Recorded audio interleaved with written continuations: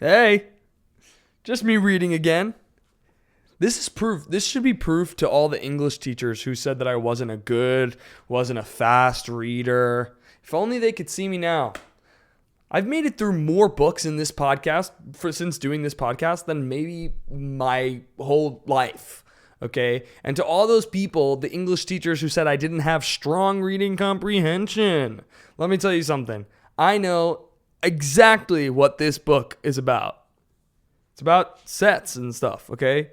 So, no, I'm just kidding. I'm totally kidding. I did get the chance to read this book. This is a book written by Beowulf Boritt, and it's called Transforming Space Over Time. Now, the thing about it is, I'm reading this book because, we have Beowulf on the show today, okay? Although, you'd probably catch me reading this book regardless as to whether or not we had Beowulf on the show.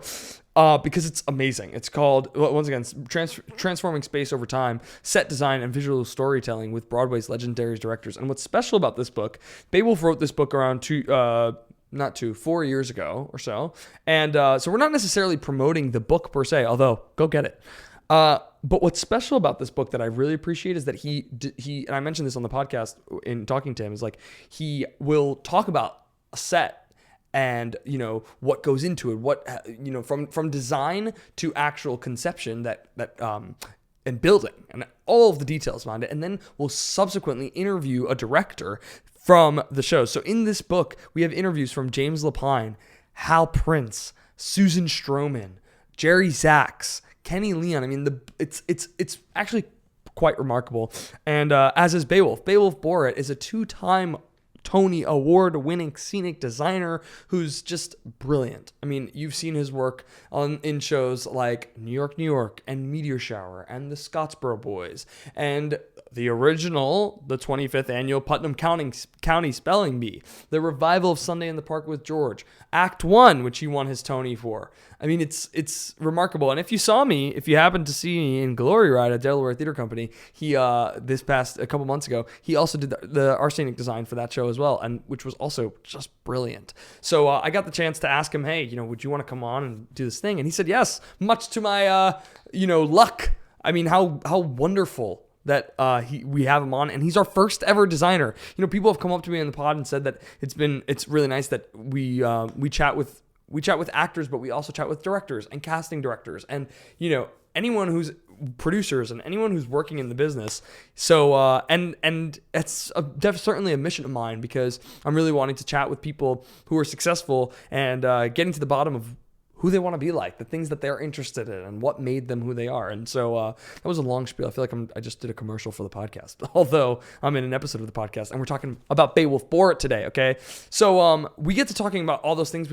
I get to ask him my burning questions, because, frankly, my knowledge on design feels limited, considering that all I did was take an intro to design course in college.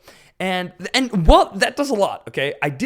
I'll tell you something that I learned in the intro to design course. I learned that I'm not a good designer, and I wouldn't be.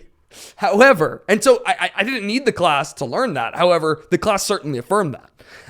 And I just want to say that because I know the amount of work that goes into scenic design, it is remarkable what Beowulf and his team accomplish show after show. He is never phoning anything in. It is really something that is a work of art, and he talks about how he created some of his most prominent works of art in this book.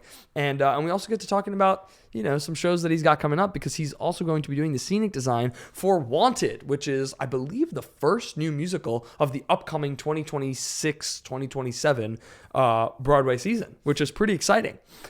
So we get to talking about that, and he also has the Imaginary Invalid, which is another show, which I believe is the first play, or one of the first plays, certainly one of the first plays of the upcoming 2026-2027 season. So there's so much to discuss here with Beowulf, and I think you're going to get a kick out of this episode. And even if you don't know anything about design, I think that then you should especially listen to it, because he gets into the nitty gritty, and I really made sure to ask him all of my burning questions. And we had just a blast talking with him. He was such a wonderful chat. And thank you so much, Beowulf. You taught us a lot here. It's like getting your PhD here. This feels like a second intro to design course. Still not a strong designer, but I think, a pretty strong interviewer and hopefully a strong actor. Some people think so. We adore talking to Beowulf. Thank you so much for joining us, Beowulf. And without further ado, let's get right to it. This is Beowulf Boritt's I Want to Be Like You.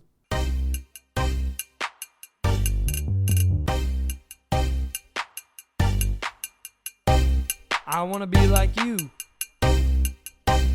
I want to be like you. I want to be like you. I want to be like you. Welcome to another episode of I Want to Be Like You with Elbi Cespedes, introducing Beowulf Boritt. Thank you so much for being here. This is like such a treat, and I'm like, I don't even know where to begin because I've been a fan of your work for a while, which I told you when we first met, but also like in reading your book now, I have all of this wide knowledge about the work, and I've seen your shows. I saw New York and Smash, and I've seen so many clips of Scottsboro Boys. I'm just like I'm a big fan of yours, and it feels like a privilege to have you. So thank you. I'm honored to be here. I'm really thrilled. Thank you. So we start the podcast with the same question every time, and it is, who was your I Want to Be Like You when you were a kid? Oh man. God, I don't know that I had that when I was a kid. I didn't mean to do this. It wasn't like I always wanted to be a set designer. I didn't even know it was a job when I was a kid. Right. I liked theater and I liked drawing, and that's how I got into doing this. But the honest answer is I thought I was going to be a college professor, which is what my father did. Right.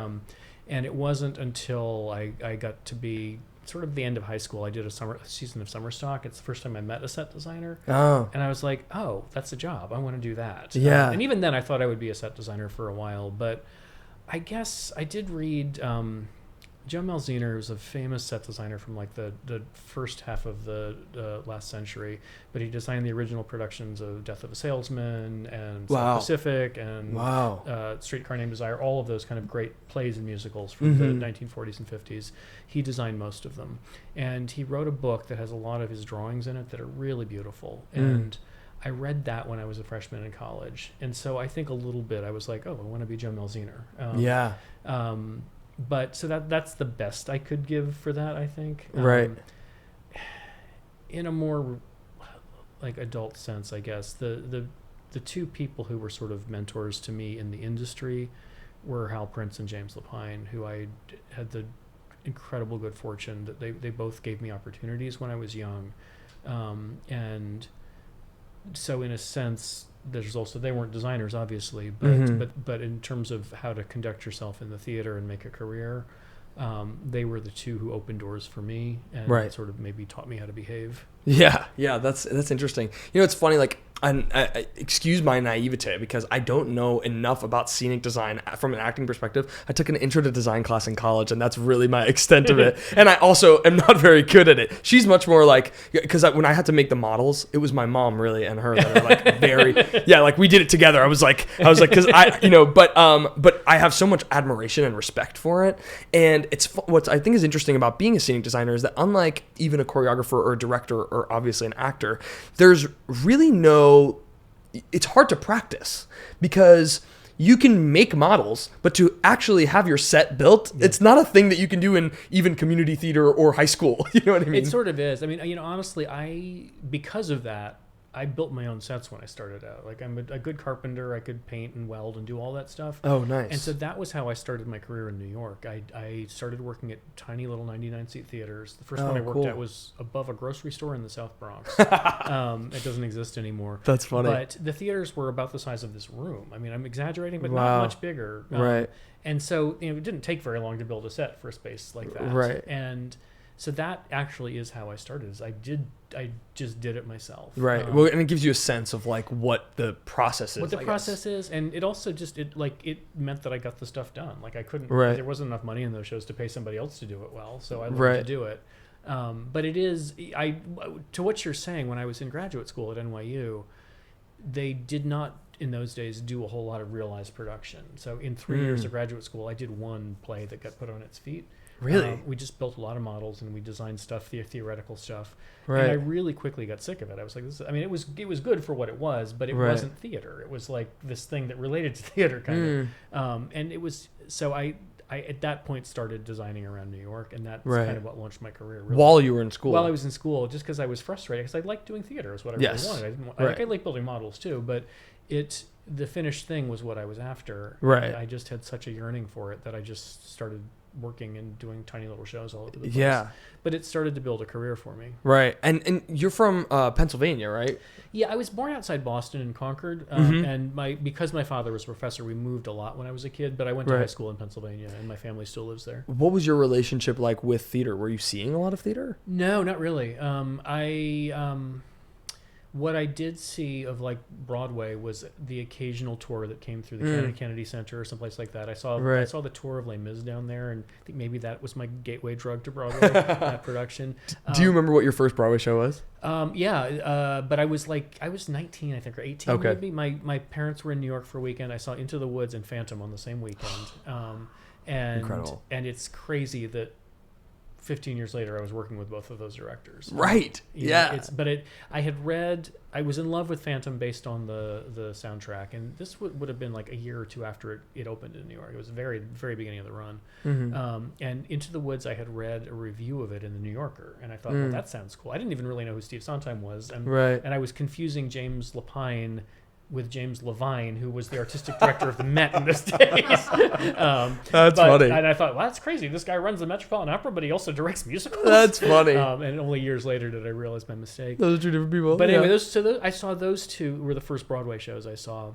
I had my father's family is European, so I had traveled in Europe some as a kid, and I saw 42nd Street on the West End when I was maybe 14, and I'd seen Cats and some other stuff like that on the West End a little before that. So that was really my first exposure to those kind of shows. Right. But God, in South Central Pennsylvania, there wasn't even a community theater in town in those Right. days. It was like the college had a little theater, Right. and we did high school plays, and that Wow. was it. Yeah, that's crazy. Is that where the name Beowulf comes from? Or what is the... That's Scandinavian. Interesting. It is. Beowulf is the oldest English language poem in the world. It's interesting. Like old English from like, I don't know. I should know this, from like 800. Oh, AD, funny. When the Vikings lived in England, but. No, the name story. My father's Hungarian, Holocaust survivor, survived the communist takeover of Hungary. Yeah, I've read that. That's unbelievable. Came here as a teenager, like crazy story, and became an Abraham Lincoln Scholar of all things. And I didn't know I have to be honest, I didn't know what the Hungarian Revolution was. You wouldn't. There's no reason you would. And I didn't realize that they were revolutionizing from USSR. Yeah. And I mean that's actually where my mom is from. That's where, wow. Yeah, that she immigrated here when she was 12, and 92, right when right when it was when it started to end. Crazy. Yeah. So my father came out of that world. Right. My mother's family is Swedish if you go back a few generations. But for years I would ask my parents, like I have two brothers named Jake and Daniel. So I was like, how did I end up with this name? It's kind of it's awesome though, and it's very unique. It is unique and it's great. And no one will ever confuse you. That's what I've learned about Elbi too. Yep. Yeah. Sure. There's only one. No. Yeah. It is true. It is very true. And my father would joke, "Oh, it was the 1970s. You could have a lot of weird names. This is just the one we picked." Sure. But you know what I think the real reason is? My father died recently. He would never have admitted this, but I think I read a book about the Vikings during the pandemic, and I didn't know this, but the Nazis co-opted Nordic mythology and all that stuff as part of their Nazi bullshit, whatever. And I think my father was trying to give his kid the most Scandinavian name he could think of to protect me. It's just like to make me not seem part Jewish. Wow.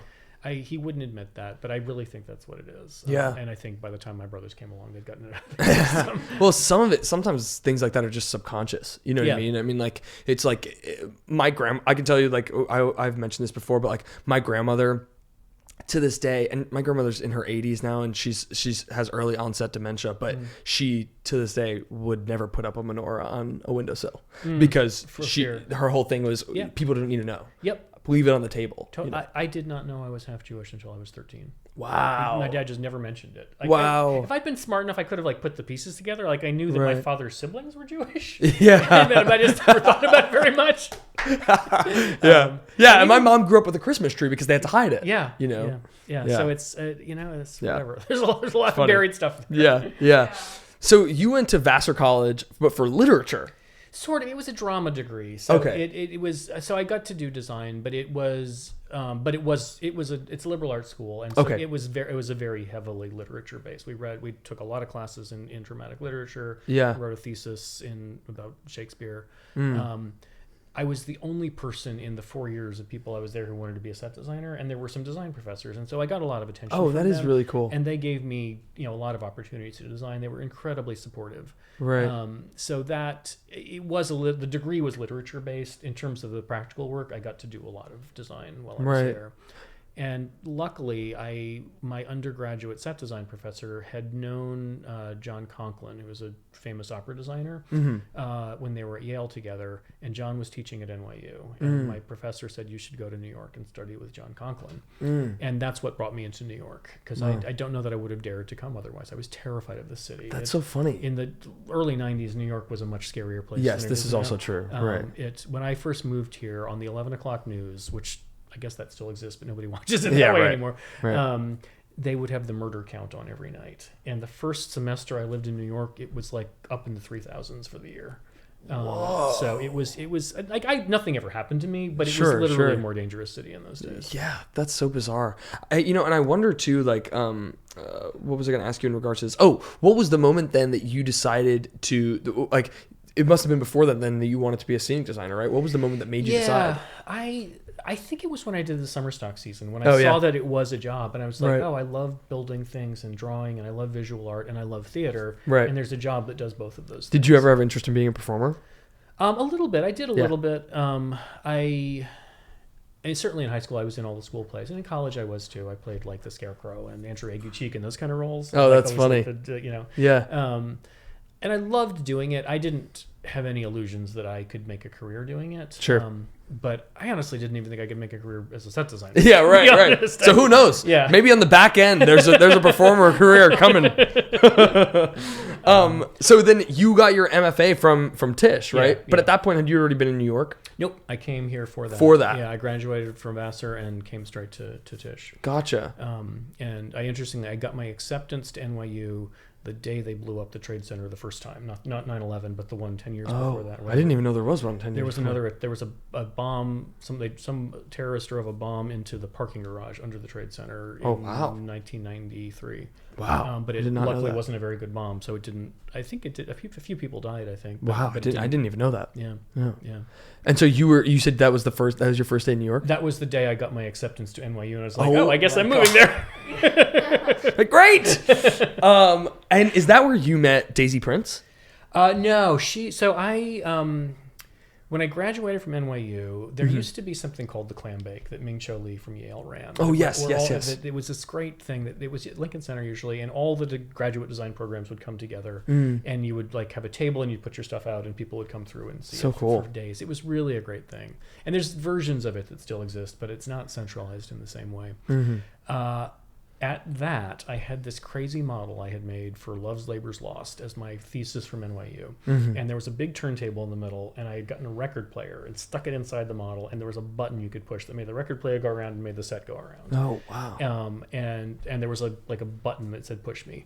And I looked up, and there's Hal Prince like playing with my model, and just delighted. He had like this childlike joy about stuff like that. And I wasn't smart enough even really to know who most people were, but I knew who Hal Prince was. Of course. And so I talked to him for a little bit. And a few days later, I got a letter from him that was just said, like, very nice to meet you, stay in touch, something like that. And I found out afterwards he sent that kind of, anyone whose work he even sort of liked, he sent them an encouraging letter. So amazing. Probably, 25 people got that same letter. Right. But I still have it framed. And I took him seriously, and I stayed in touch. And I sent him a letter every 6 months for the next 10 years. And every time I did a show, I sent him a postcard, and I said, I'm Beowulf. We met, blah, blah, blah. I want to work for you. And probably 5 years after that, I got a call one day from Daisy Prince. She said, hi, I'm Daisy Prince. My father recommended you to me. I want to meet. And I think she liked my work, but I think she also hired me because I was a set and costume designer, and we were doing last 5 years. She was going to do last 5 years in Chicago, and they told her she could bring one New York designer, and she thought, well, this guy can do both. I'll get two out of that. That's so funny. And I think that's why she hired me. But we got along great, and the show, changed my life. Yeah. So it was that was like the series of events. We should mention this is the very original, original last 5 years. When I first got handed that show, only half of it existed. Like Jason hadn't even finished writing it yet. Wow. I had this like it was probably a cassette of the songs with Jason and Jessica Molaskey singing the songs that existed. Wow. And we knew the structure of what it was going to be, but we didn't know what about half the scenes were. Crazy. And some of them, he didn't finish writing that show till we were, I think, in tech in Skokie. Like the last song didn't get written till then. Crazy. Yeah. That's so crazy. That's unbelievable. And so what was I going to say? It's actually funny. So I've talked about this, and I wouldn't say that I'm like I'm a later theater goer. I appreciated theater, and I grew up, doing theater and whatnot, but I didn't start seeing Broadway, and I'm from here, but I didn't start seeing Broadway shows aside from like Aladdin and Spider-Man, But I didn't start actually actively seeing shows until I was around like 16, 17. I didn't learn who Hal Prince was until Prince of Broadway was on Broadway. Oh, wow. Yeah, Wow. that was the Crazy. show that made me go, wait, they're dedicating an entire show to this guy? Like, he's got to be important then. Yeah. But yeah, no, but it's funny. And otherwise, of course, but it's interesting at that rate. Excuse me. With last 5 years, was that something that was it something that you guys, where was Jason in his career? Like, where was that show? They had done Parade. He'd won a Tony for Parade. Jason was probably 31 when we did last 5 years. So he was like the Wunderkind. Yes. Like bad boy of yeah. But Parade had happened already, and so I knew once I got the job, I knew it was a real shot. It was a big deal. It was a big deal. I didn't know that it was going to come back to New York for sure yet, right? But I knew it was a big deal, right? And people came out to Chicago to see it. I think I literally. Hal and the whole family came out for opening night, and I think I got to fly back to New York on their private jet with them. Oh my goodness! The one time in my life I've ever done that. That's it was unbelievable. Crazy. That is so crazy. I want to ask you about how you got involved with James Lapine, because this kind of ties into the Hal Prince of it all a little bit. Yeah, a little bit.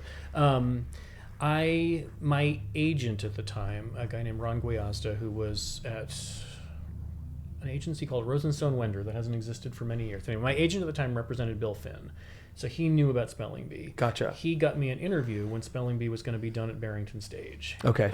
And I went in and did the interview, and they offered me the job. And I looked at the script, and I called Ron, and I said, I don't want to waste my time with this nonsense. This is ridiculous. This is like adults playing children. There's audience participation. Like, this is the worst idea for a show ever. Right. And it was the only time he had ever said, no, you have to do this one. Usually, like, if I didn't want to do something, I didn't turn down much either. Right. I wasn't that picky. That was just a busy summer. And I was like, okay, he's never told me I have to do a show before. I guess I'll do it. Yeah. And luckily, he knew that David Stone was attached to it already. He knew that it might have legs. But we did it at Barrington Stage. Was Lapine already attached too? Nope. Not yet. Nope. Okay. Michael Unger was directing it. Okay. And originally they asked me to do the set and the close, and that's what I did say is, like, I'll do the set, I just don't have time to do the close too. And so Jennifer Caprio got the job. Oh, cool. And it sort of launched her career as well. Yeah. But we did it at Barrington Stage. Bill Finn hated the way Michael was directing it. It was a rough tech, because Bill just hated everything Michael did the whole way through. Interesting. And it happened, and I left. I remember driving back down from Pittsfield saying, well, that was 2 weeks of my life I'll never get back. That was a waste of time. Right. But a few weeks later, I got a call from James's assistant saying, hey, James Lapine is taking over this show. He liked your work. He'd like to meet with you. Wow. And so I went in for the interview. And James at that point had an office at the Schubert organization. So I'm like going into the hollowed halls. Crazy. Meet with James. First time I'd ever met him. I knew who he was, obviously. Right. And we had a nice chat. And I think he hired me at the interview. I remember, but the thing that I remember, I don't know if it's really cinched. I've never asked him. He knew Last 5 Years. I don't think he'd seen it, but he knew the score and really liked it, and he knew that it had been a thing. Mm-hmm. And he asked me how I got the job, and I said Hal recommended me to Daisy. And I saw his eyebrows just go up just a little bit. Right. Like, oh, that's a good resume. Hal Prince. Yeah, that's a pretty good. Yeah. So I mean, I think James liked my work on the show too, and he's Right. supportive of young people, but. And the honest truth is, I think both Hal and James recognized something of themselves in me. I was this energetic, enthusiastic kid who really loved theater. Right. And so, we talk a lot these days about the things that open doors for people and representation and all of that. And there is honestly something to two old white guys who recognize themselves in a young white guy that gave me an opportunity that I might not have had. And it's part of, and I'm very, very, very grateful to it, but it is part of 152 and all of that stuff that right. that's great, but then there needs to be representation everywhere so that everybody can be lifted the same way. Right, right. But anyway, that's how I met James. Yeah. And we did Spelling Bee off Broadway. And obviously I knew there was a hope that something would happen with it, but I was in my early 30s then. I'd been doing this for a while, and I had a lot of shows like miss and not turn into something when I thought they might. So I didn't know. But when Spelling Bee finally opened at second stage, it got an amazing review. Yeah. And I think 10 days later, we were like looking at Broadway theaters. Wow. And 10 days later. It was fast because they were trying to get it in before the Tony deadline. And it was already late January by the time we opened at second stage. Wow.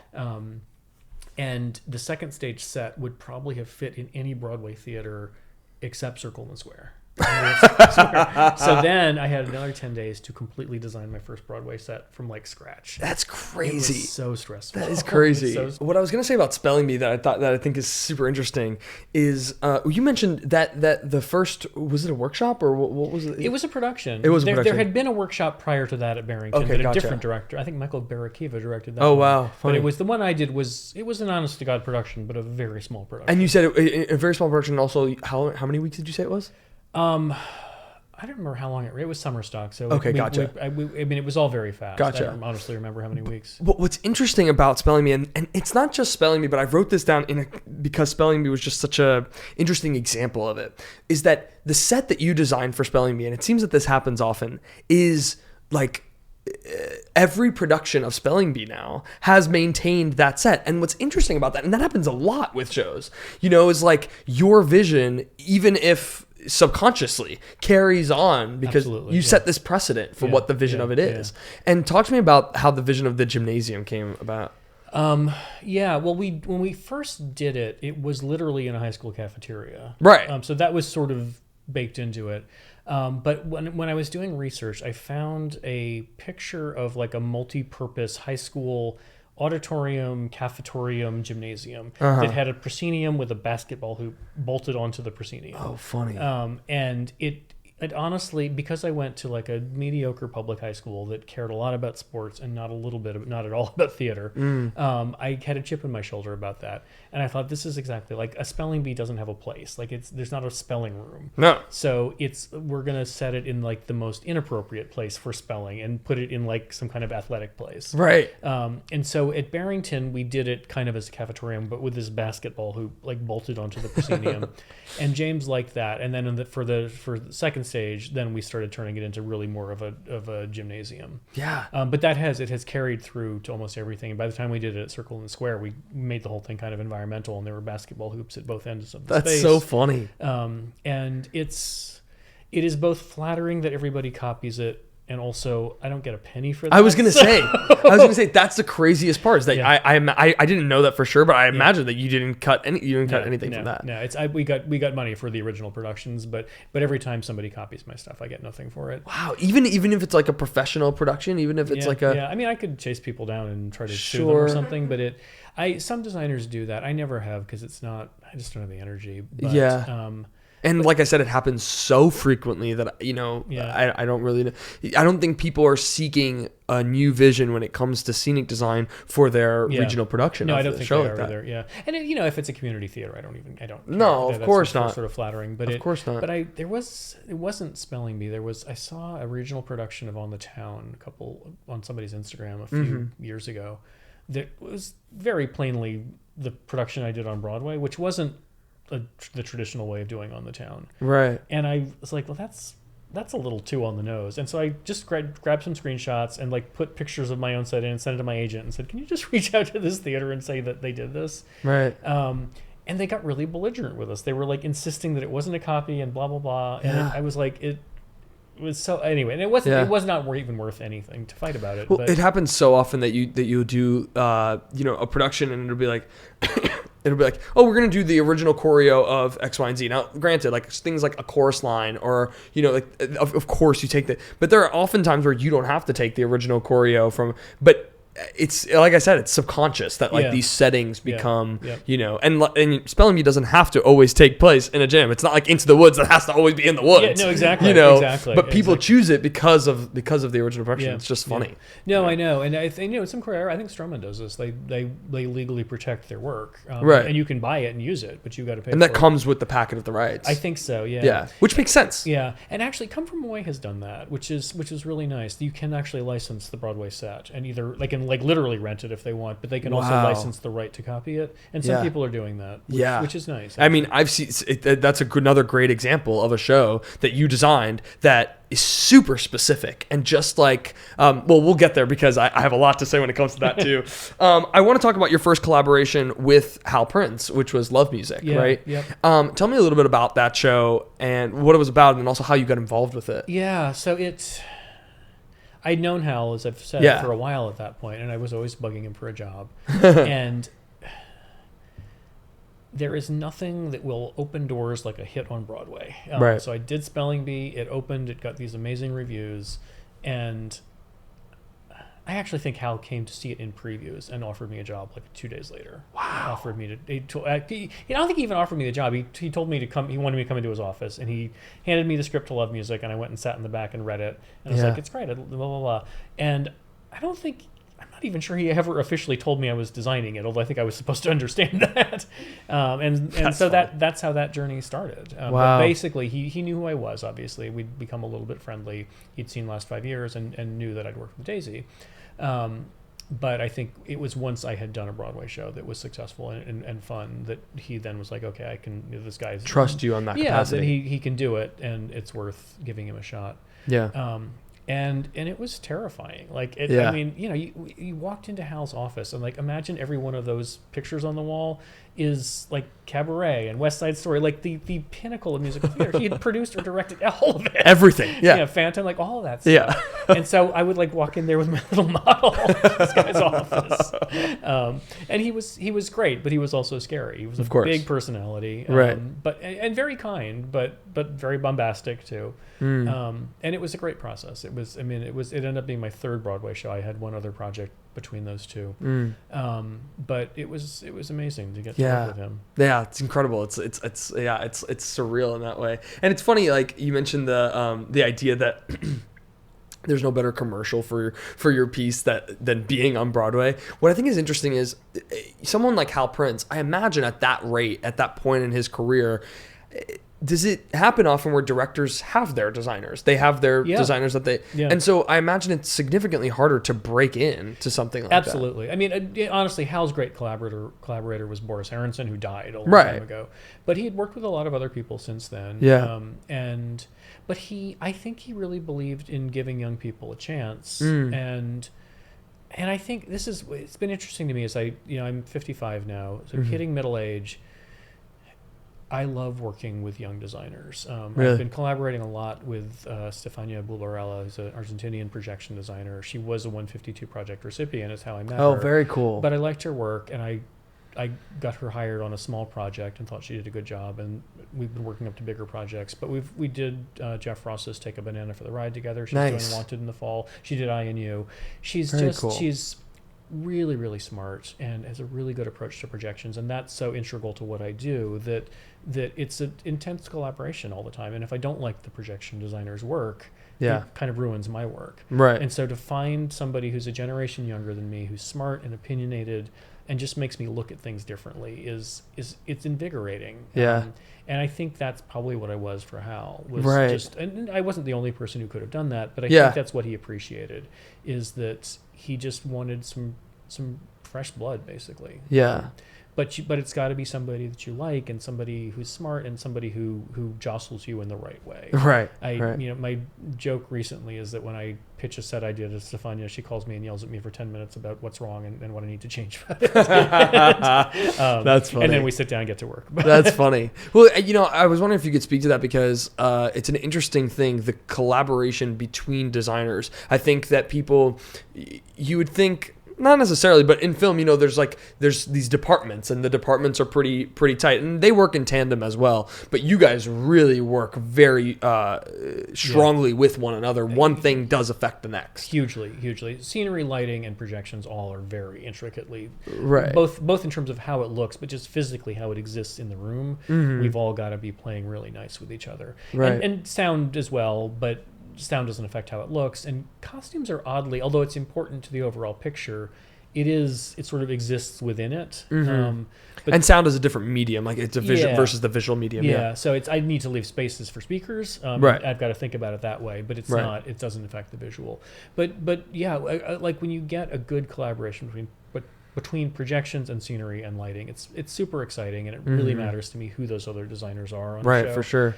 And I went through a period where I designed projections myself a bit because I honestly just wasn't finding collaborators that I loved. Like there were people that were fine, but I found I would hang over their shoulders and just like harass them all the time because I had such a strong opinion about what it should be. Right. And in more recent years, I feel like I found a few projection designers who we just seem to be on the same wavelength. So I don't feel the need to force my ideas down their throat because their ideas are really good. They're not what I would have come up with, but I really like them, and I feel like they're enhancing my stuff. And but it's like any artistic collaboration.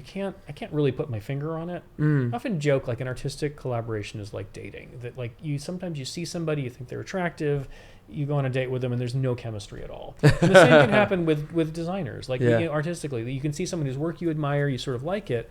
But when you work together, it doesn't click. There are no sparks. Right. And then sometimes there are. Sometimes you kind of make magic together, and those are the artistic collaborations. Be it other designers or with a director or with writers. Right. And even in my with the shops that I work with, like my props people, if I've got a really smart props person who has really great ideas, that's much more exciting than me just like handing them a picture of something and telling them to go look for it. Right. Or a really great painter who's doing stuff for me will add to the process. Right. And so the collaboration is through all of it. And I think we're all in our own ways. I'm in charge of my department and making that meld into all the others. Yeah. And ultimately the director is guiding all of that stuff through the whole show. And if they're doing it right, then you get something that's really good. And it's interesting, like you mentioned in the book at one point, we should mention, I'll shout it out specifically, but you wrote a book a couple years ago called Transforming Space Over Time, and it's out now. You can get it everywhere. And I was in the middle of reading it, and that story in particular was the one that opened my eyes to that question where I wrote it down was the moment in Scottsboro Boys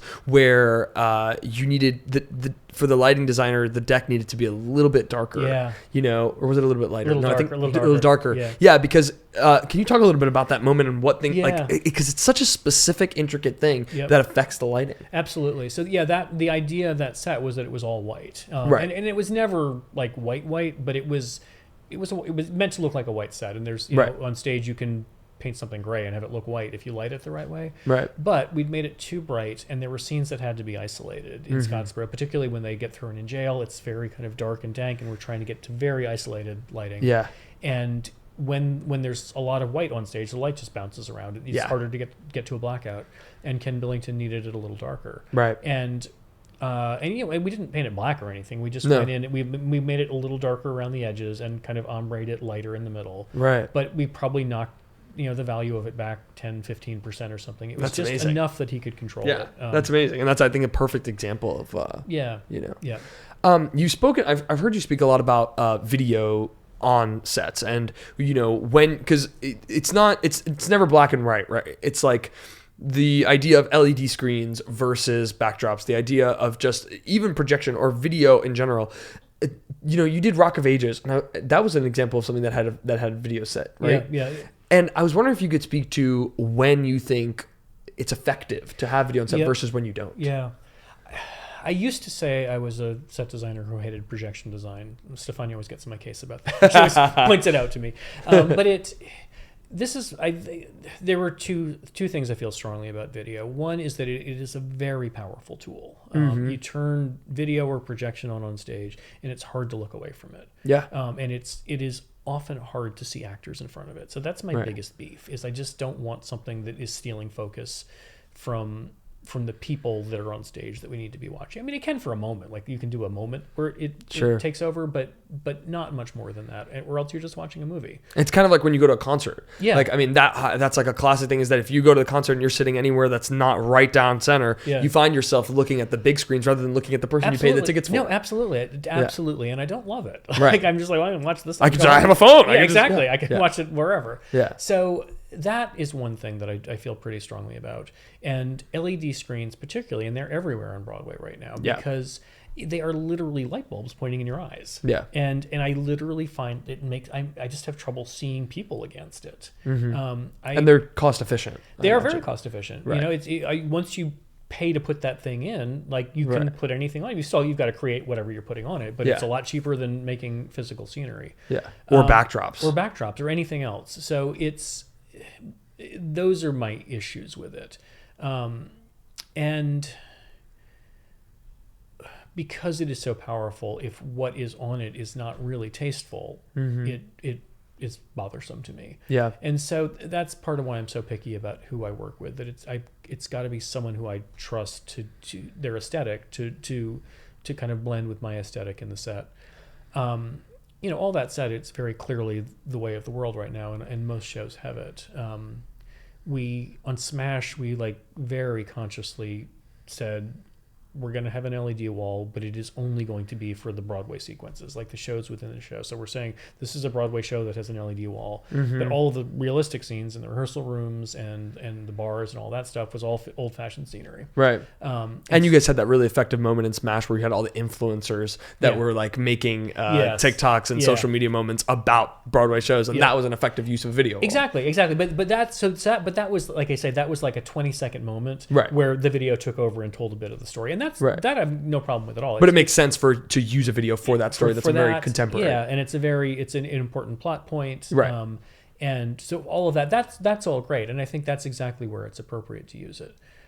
We should also mention that moment was also a transition. It wasn't like you were doing it along with the actor. Yeah, you know? Exactly. And you can make it blend too. Like it's not impossible to do it. It's just because it is so powerful. It's a slightly dangerous thing. And because I love the live experience of theater. I love the reality of it, that you're actually in a room with people doing a thing in a place. And once you get too much into the video of it all, it starts to be a little less real. It becomes more virtual.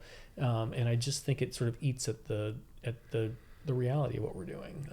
And so you've got to balance it. But all that said, it's an incredibly powerful tool. And I'm honestly just arguing right now to add video to a show that I'm doing in Chicago, because I think it's going to enhance it's sort of a unit set, and the video will allow the set to be more flexible. And so I'm not opposed to it at all. I just think you have to be careful. It's a stylistic thing in a way. Yeah. I want to ask you a little bit about Sondheim on Sondheim, because what an interesting thing that you get to be a part of working on Lapine. And I've read somewhere that you got to go to Sondheim's place and find things that you thought could be crucial for the set. Can you talk a little bit about that? The whole experience was incredible. It was, and it also one of the hardest things I ever did. It's the last chapter of the book because I loved the process so much. And that was a video show. It was conceived as a big video show. It was always going to be actors singing Sondheim songs, and then Steve filmed with video sequences talking about them. And James had an idea for what it was, but there was no script. There was no structure. Like there were ideas of bits and pieces, but I think I worked on it for a couple of years. It took a long time to design the set because I'm so story based that's how I design a set usually. And there was no story. Like it was a review. Yeah. It was like a documentary. Yeah. And interestingly, and I had pitched a lot of different ideas. I mean, we were working on it, so I had to say this is what the set might look like. Right. And James just kept shooting them all down. And the book has like all the 12 different versions of the set that I designed. And then finally we had gotten it developed enough that we did kind of a reading, and they'd done some like rough film of Sondheim doing stuff. So there was just like in a studio somewhere with a few actors singing the songs and a TV sitting in the corner playing some of the video sequences. And at that reading, I designed the set. I was like, oh, I know what it is. And I scribbled it down, and that was the set. Wow. As soon as I sort of knew what the shape of the thing was, I understood how to design it. But we were over at Steve's house a fair amount, and they didn't need me for the filming part of it, although there was a lot of that. But I I'd sit down he had this big room down on the ground floor. And I'd sit in the table in the back, and his assistant would bring out these boxes of just memorabilia, and we just dig through them and say, "Oh, this is cool." Unbelievable. And amazingly, I was good friends with Daisy already at that point, Mm-hmm. and I found pictures.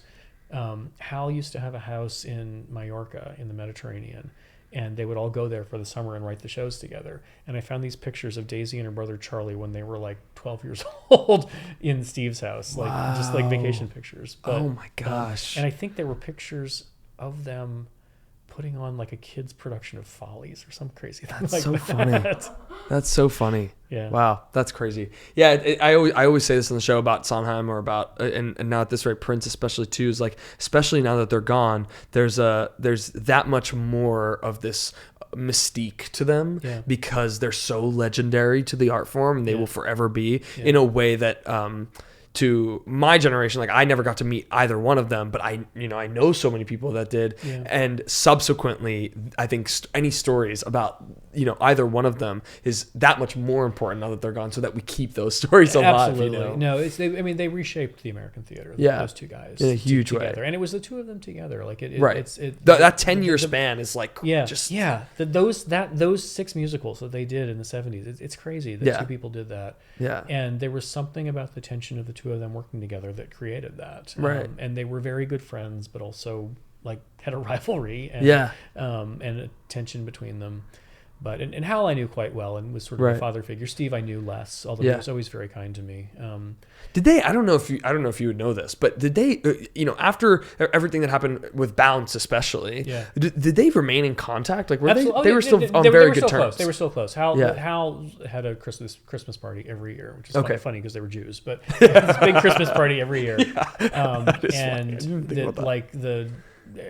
was like the to go to theater party. Right. It's the first time I met Steve was there. The year I did last 5 years in 2001, my girlfriend at the time, we later got married. We're now getting divorced, but gotcha. But we went to the party, and I was just overwhelmed by it. It was in Hal's like penthouse on Fifth Avenue, looking over the park, and I think Joan Rivers was there and Lauren Bacall, like fancy ass people, crazy, and like a who's who of Broadway theater, right? And it was one of those apartments, like a private elevator came into the apartment. It was a duplex, unbelievable. And my wife and I were leaving, and the elevator opened, and there's Steve Sondheim standing there, and he like walked off, and I was like, "Hi." Yeah. And I said, "Hi." And I just went past us.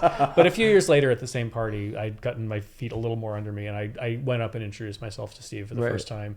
And he was like, "Oh, you're the one with the name." But that's funny. But I can't claim that I knew him well, but he was always very kind. He wrote me a recommendation when I was buying an apartment because I was like, I need a heavy hitter to like prove that I'm legit. And so I have a co-op recommendation from Steve Sondheim.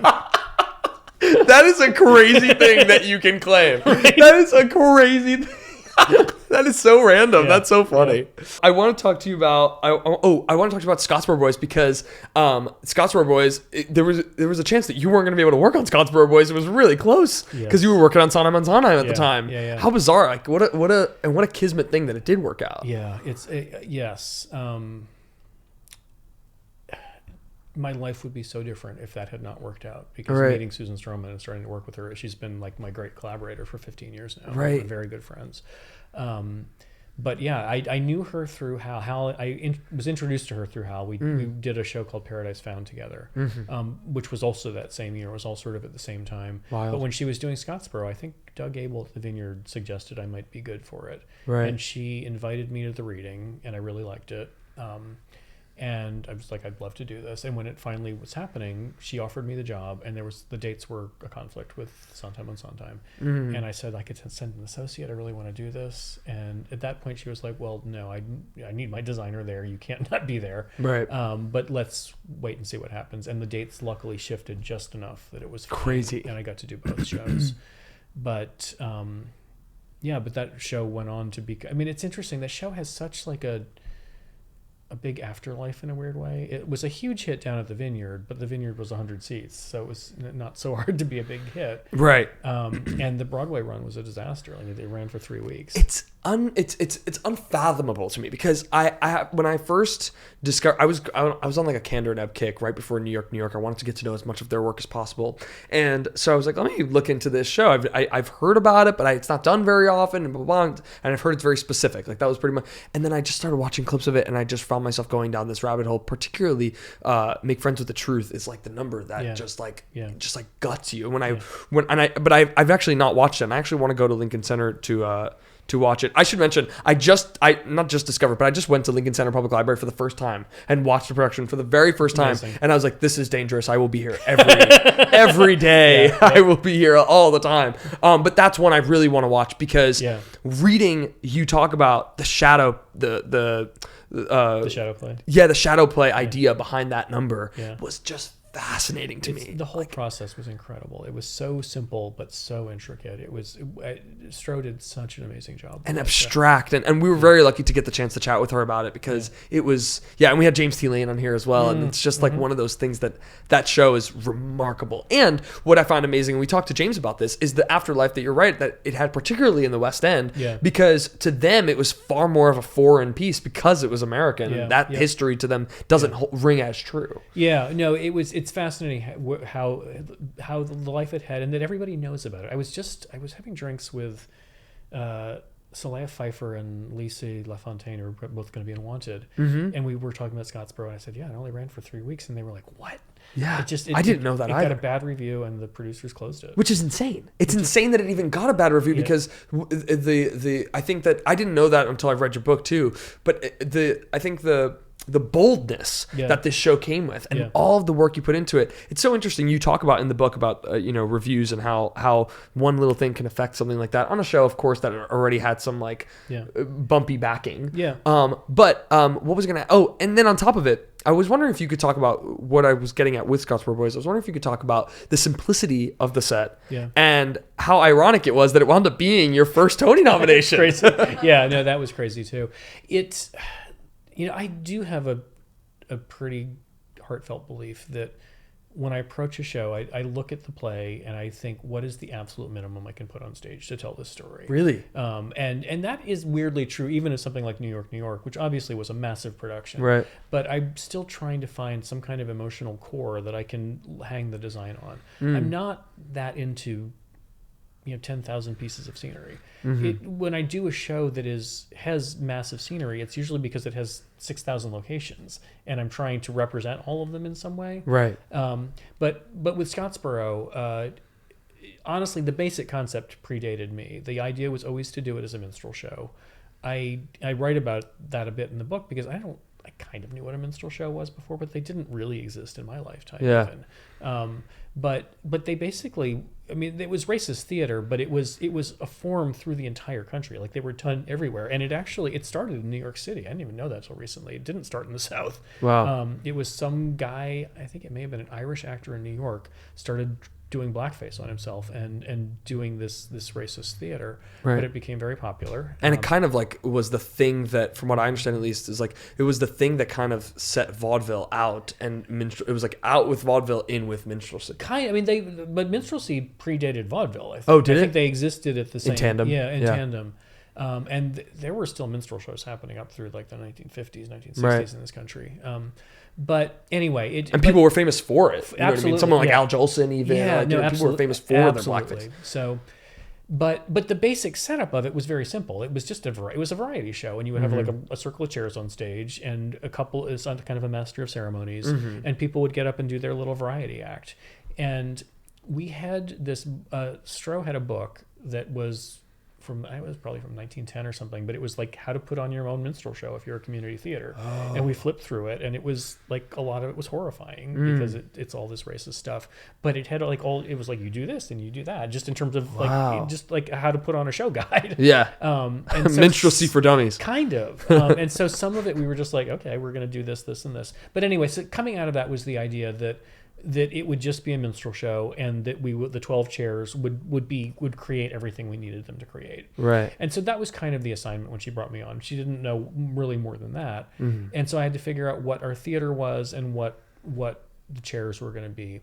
And after a bunch of exploration, we got to what what the show was, which was these very kind of abstract chairs, but they were kind of trying to look early 20th century. Yeah. But that worked like Tinker Toys. And I developed them with her in a workshop. And there were 12 of them. And I don't think any two were exactly the same. They all kind of interlocked in different ways, and they did slightly different things. And what that meant is the cast, as they were reconfiguring them through the show, all the chairs were numbered, and in addition to everything else they had to memorize, they had to know that in transition 6, chair 3 has to lock to chair 2, and if it doesn't, when I climb on it, it's going to break and fall down. And so it was really, really complicated tracking. Right. And I don't know if you're familiar with the program Stage Right that everybody uses. I am. You know what's funny is that I see people use it all the time, and I didn't realize that you mentioned that Jeff Whitting was the one who... It was created for Scottsboro Boys because the tracking was so complicated. He wrote a program to try to track it. Yeah. So crazy. And it's become an industry standard now. And so the show, it was seemingly simple, and it was not that much stuff, but it was incredibly complex how it all worked. Right. And I think the audience felt that. That's part of the reason people reacted. I mean, the music is great, the story is compelling, there's a lot of reasons, but the production was one of those shows that was super simple and super intense and theatrical. And it just worked. 12 Tony nominations. Yeah, it was crazy. It was crazy. You know, it's yeah. And I was wondering too, the other thing that I found fascinating that you mentioned in the book about the set of Scottsboro Boys was, you know, the moments of the electric chair nerve tap had taken such a toll on the set in such a short period of time. Literally destroyed the set. Yeah, which is, you don't think about it. And you know, I wonder, especially in long running shows, the maintenance of a set, because you mentioned that that's incredibly costly. It can be, yeah. Yeah. I mean, part of it is the shows where I've had trouble with it, and I've had it over many shows dealing with tap floors. It's when the show is trying to be cheap and not laying down a good enough floor. It's usually the problem. Interesting. Like a tap studio has usually a hardwood, oak, or maple floor, and that can hold up to a lot of damage. I mean, they last for years. They dance can. Studios. They can. But the problem is, if you're doing a musical and you need automated tracks and all of that stuff, you can't do a hardwood floor so easily. Right. You can't do... We did a hardwood floor on Flying Over Sunset because Tony Yazbek really wanted it. And we had a lot of trouble with the automation because it just, the hardwood doesn't make a good stage deck for scenery. It does for dance. And so Stroman and I always joke, it is like the bane of our existence. Like, what is the right floor for this style of dance, for this show, and all the things we need to do? Interesting. Because tap needs one thing and ballet needs one thing. And and how springy it is or not springy it is. Yeah. And how all that interacts with stage machinery is complicated. Yeah, I was wondering if you could talk to me a little bit about automation, and just for someone who's like naive like me about the idea of what works with what floors do work well with automation, and also the thing about automation that it just sounds like every time I go to see a Broadway show and I see a set that works that way, I'm watching it and I'm constantly floored because you don't see automation in many other places. That's not like a Broadway or Broadway national tour. It's not like, you know, we're at our children's theater, we're not using automation, but it looks so amazing. And there's something about it that just feels so high end, as silly as that sounds. And my girlfriend just did a national tour, and her set, there was a moment where her set came from upstage and just like the whole set moved downstage. And I literally turned to her, I was like, you've made it. I was like, your set is automated. You made it. You know what I mean? It's interesting. It's been so much part of my life now for 20 years. But it's just using machines to move stuff. But what sort of the magic of Broadway is we build a floor. Like almost every Broadway show has a show deck that is probably this thick. And all that machinery is run through that. So there's cables and gears and stuff under there that's dragging all that stuff around. Right. And we're making that specific for every show. So it's very expensive. And at this point, to do a Broadway show deck costs about $250,000. So that's a lot of money that the audience doesn't even know is there. Right. And is it operating through like a Bluetooth or something? Or? No, it's more old fashioned than that. It is literally it's like a steel cable running under the floor that moves along and is just dragging something along a guide track. Interesting. And at the off stage, there's a motor.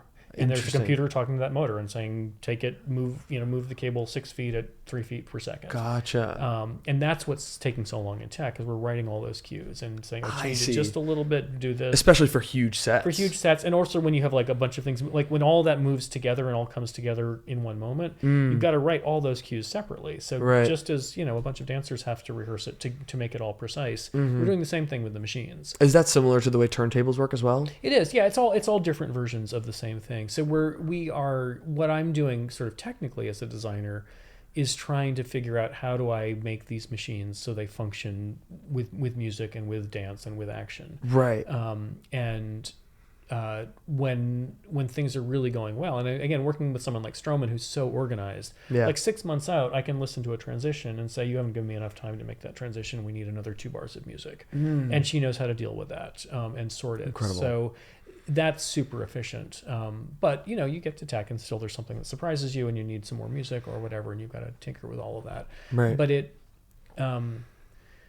part of the joy, but also the difficulty of musical theater is that ultimately it's math. Like music is to account. Yes. And as soon as the scenery is not matching that, it feels wonky. Yeah. So if you've got 8 counts of music and the scenery is taking 10 counts to get there, it doesn't feel right. Right. And the audience doesn't have to know that that's why. They just feel that it's not right. Right. And at its best, there will be some swell in the music that makes it feel like something ought to happen, and then the whole world starts moving. Yeah. And that's what I love about working with Stro or Ken Billington, the lighting designer, people who are really attuned to that stuff. Yeah. That's what makes a really good musical feel inevitable and feel like, well, of course it's all dancing around like this. It had to, because the music is telling you emotionally what's going on, and you're watching it. But ultimately, I'm making machines that have to kind of dance with that music. Right, and I was lucky enough to tell her about that in particularly with New York. It's like the transitions were one of those things where it felt like my eye was never looking anywhere but the stage and at a specific dancer, and all of a sudden, and we're in the whispering. You know what I mean? Like, it was just like it was amazing how those transitions were so seamless, and she does that really well. And I was wondering, on top of this, though, and I don't know if this is true historically, but is it true that it was Hal Prince who, kind of revitalized the idea that, like, removing the idea of the curtain comes down and then the curtain comes up, you know what I mean? I don't know whether it was Hal specifically, but certainly the kind of theater that was developing as he rose to prominence. Yeah, in the 60s and 70s. Because the old musicals like South Pacific are written within one scenes. So like, you'd have a big production number, and then you drop in whatever, a downstage drop with palm trees on it, and Luther Billis goes by and sings something, and then you raise it up. So that the more kind of cinematic approach it comes out of that era. It wasn't just Hal, but that's exactly what I was going to ask. Is like, that's kind of the standard now. If you're at this rate, if you're going to see any show and they're closing a curtain and then opening up to a new set, it's probably on purpose. You know what I mean? It's probably they're doing it for some sort, because nowadays everything just flows and things are meant to be seamless in terms of scene transitions. And I think it's also like that runs parallel to movies getting more sophisticated too. So that's what the audience is used to seeing. Right. Is instantaneous everything. Right. And not taking a beat. And so theater has to kind of match that. And I wonder too how much of your job is eliminating the time that it takes for a scene transition. It is. It's not, you can't eliminate it because I'm moving or reducing six ton things, but it's finding out. It's either making it fast or what's more important than fast is making it tell story. Yeah. Like, you can watch a 30-second transition if it's furthering the story. Yeah. You just can't watch a 30-second transition if it's just a transition. And so that's what we're always trying to do and then there's a lot of pre-planning in that. Like New York was full of it, as you mentioned. Like those transitions where every transition we would tend to go through 3 locations. Wow. And that's why the show was so complicated. That in addition to the big scene change that was going on, there were all the little pieces of scenery spinning through with dancers that said we're walking into a club or whatever is we're in a museum, whatever was happening in that beat. But all of that we pre-planned out 9 months before we teched the show, because we had to build it all and get it into the theater and figure it out. The first time, I build very elaborate models of all these things to help figure all of that out, and then we talk through the show and figure out what every moment is. But the first time we did like a paper tech with the model going through New York, it took us 16 hours to get through the show. It was 2 8-hour days. Wow. Beat by beat by beat, talking about every transition, every move. Is that something that you do with the director as well? Yeah, that was with the director. That was the whole team. That was Stroman, all of her associates, the music team, the writers. I don't know that Candor was there, but everybody else was. The lighting designer going through every transition, every beat, because then you start to know, like, in this transition, we can't have a blackout, but there's going to be somebody dancing down right. So Ken needs to know he's got a light ready down right, and I need to know that the set can be dark enough in that moment to allow for that. Yeah. We're not figuring that stuff out in tech. We're going in with a roadmap. There's not enough, even Broadway techs that take 2 or 3 weeks, there's not enough time to make it up. You have to go in with a real firm plan and execute that plan. And something's not going to work, and then you have to punt and figure it out. But you've got to go in with a roadmap. Which is kind of unbelievable that with Scottsboro Boys you had 4 days to tech the show. Yes. That's like at children's theater we have more time to tech a show. When high school I had more time to tech a show. Yeah. Monday you wrote in the book that you started tech on Monday and the first preview was Thursday. Yeah. That's insane. Yeah. Now I will say we had done the show twice by then, so it wasn't the first time. Of course. But again, there was no automation, or there was almost no automation. So it was all actors and it was all chairs. Yeah. So that's why we could do it that fast. And Ken had written the light cues at the Guthrie, so we came in with light cues written. We were adjusting it all. Yeah. But we were essentially remounting it in 4 days. It's unbelievable. I don't think we could have done it from scratch. Yeah. It's still unbelievable. But again, it was a bunch of people really at the top of their game who could work really fast. Right. And you're breaking my brain in the sense that, as a naive, incompetent actor, I stand on stage and I go, why is this taking so long? It's boring for us too, but it is. It's just it is a lot of technology. There was a story that I read somewhere when Robert Downey Jr. came to do the play that he did at Lincoln Center. Yeah. He was like, this tech process that was like the thing I had read. I'd read it somewhere that the tech process was the thing that was the most bizarre to him, because he's like, I can't believe that we're here for doing this that it takes this long. Yeah. And it's nobody being inefficient. Everybody's trying to be at the most efficient pace, work at the most efficient pace they can, but that's just I want to let's go to Act 1, because Act 1 was your first Tony win. Yeah. And also just this remarkable set, this behemoth of a set. Yeah. Okay. Yeah. But it's how you open the book. It's the first chapter of the book. And I guess I should mention, just to throw this out there, little facts about Act 1. Act 1 was a 60-foot diameter turntable set that was 3 stories with over 35 different locations that spanned the play. Yeah. Where do you begin reading? I mean, the original was 50 locations. Yeah, it was even bigger. It's based on a book written by Ross Hart, and when it was my 3rd collaboration with James Lapine. Right. So when I first read his script, it was I think 180 pages long, which would have been like a 5-hour play. Right. In all these locations, and at first I was like, I don't know. Yeah. And I write about this in the book. We talked and talked and talked, and the thing that James said that eventually unlocked it for me, but not right away, is, and this is how with any set I'm trying to conceptually figure out like what is thematically the story we're telling, not what are the locations, not what does it look like, but what are we trying to hook into in this story, because that will help me design it. And it helps me know how the set needs to move, how people are going to move through it. And he said, I think Act 1 is a play about a young man who is making his way in the theater. He's young and enthusiastic, and I see him running up and down a lot of stairs trying to bang on doors. And anybody who makes a life in the theater has that experience of like trying to get the door open. And ultimately, that was the thing that unlocked the set for me. But I had pitched another idea to James. I knew I had to have an idea, and so I worked out a version that was kind of like an empty theater with some stuff that moved around to make some of the locations. And I was going to go show it to him, and the night before the meeting, I kind of knew it wasn't good enough. Like, it wasn't a terrible set, but I just kind of knew it wasn't good enough. And I think my subconscious had been at work, and this is where all my best work comes from. I literally just, at like 5 o'clock at night, the day before the meeting, I was like, wait a minute, I know what the set is. And it assembled in my head what ended up on stage. I mean, not every detail of it, but this idea of this giant scaffolding thing with all of the locations in it that could turn. And I think the first version I did was just like a semicircle that kind of rocked back and forth, and we ultimately made it a full circle. Wow. But the idea that it was like this jungle gym with locations in it, kind of very skeletally laid out, but with furniture and windows and things. Right. And that one of the tricks with that show is it was a lot of short scenes. So it would be like a 1-minute scene and then a different location for 1 minute, and then another for 1 minute. But it needed things. You couldn't just do it on a bare stage, particularly at the Beaumont. Like, it's just too big a theater to do as a bare stage kind of place. But like, we needed typewriters, and we needed a sync that worked, and we needed stuff. And so I had to get all that on stage somehow.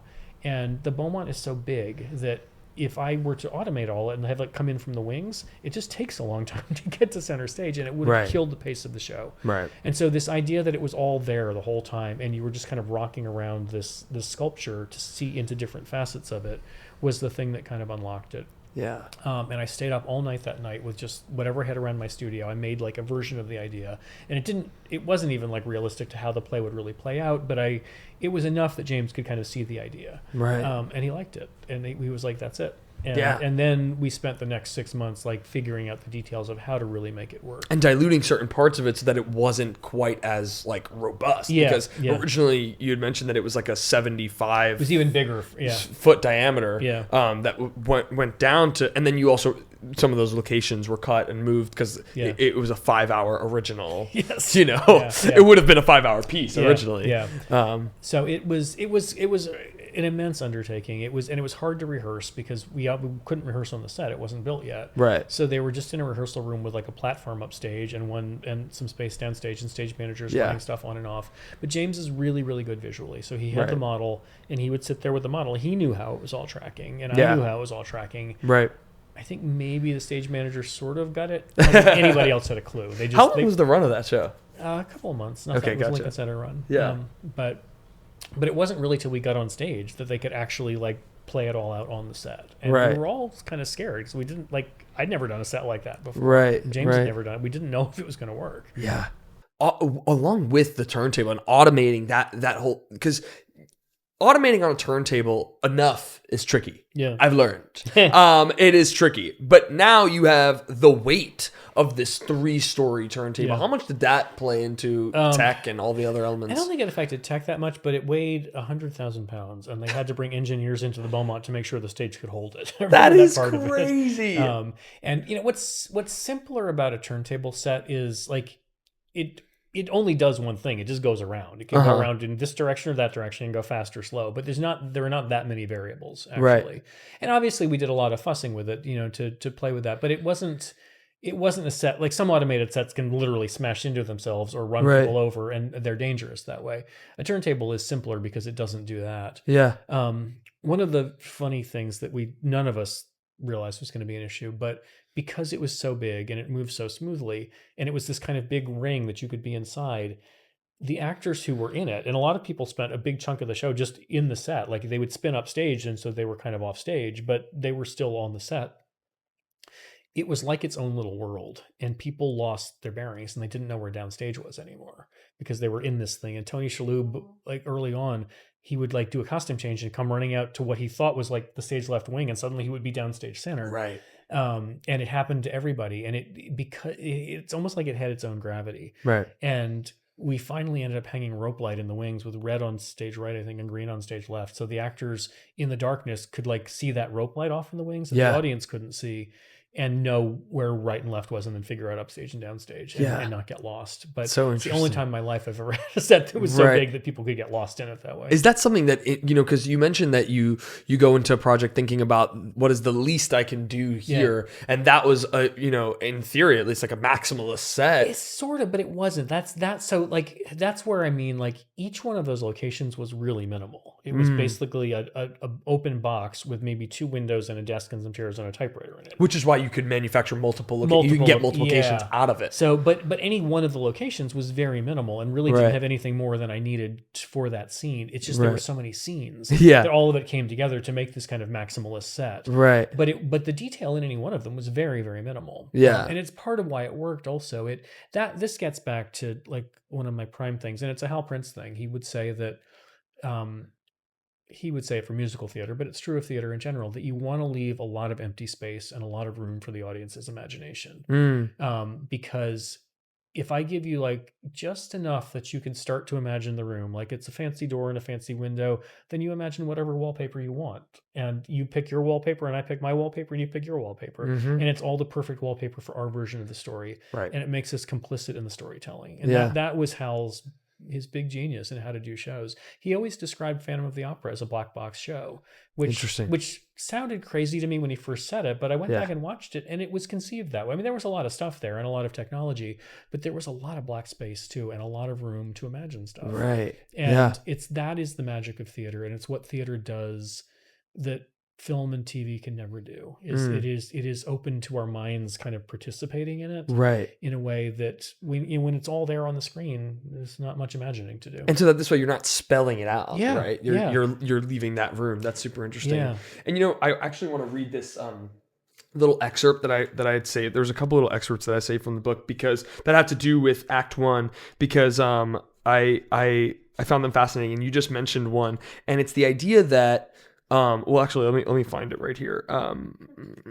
There's the idea that if you do your job correctly, then the oh gosh, let me find the quote. I'll find the quote. Oh, here it is. It's from James Lapine. It must be hard for a designer because you don't get to show off, but if you do it right, the show is the star. You know what I mean? And I think that's such an interesting concept because it's like if so many times you watch choreo and you're like, God, I walked on, you're like, man, the choreography was amazing, stuff. But in theory, you should be walking out of a show and not even be thinking about. It should all the be set. so integrated that it feels like you just saw a story. Exactly. Yeah, right. So you're not going like, oh gosh, that's set. Right. No, absolutely. It's absolutely true. Like if I do a great set for a bad show, it doesn't matter. No one's going to see it. Yes. No one's going to go see it just for that. So, right. So it's all got to work together to tell the story. That's what we're all interested in. We're not interested.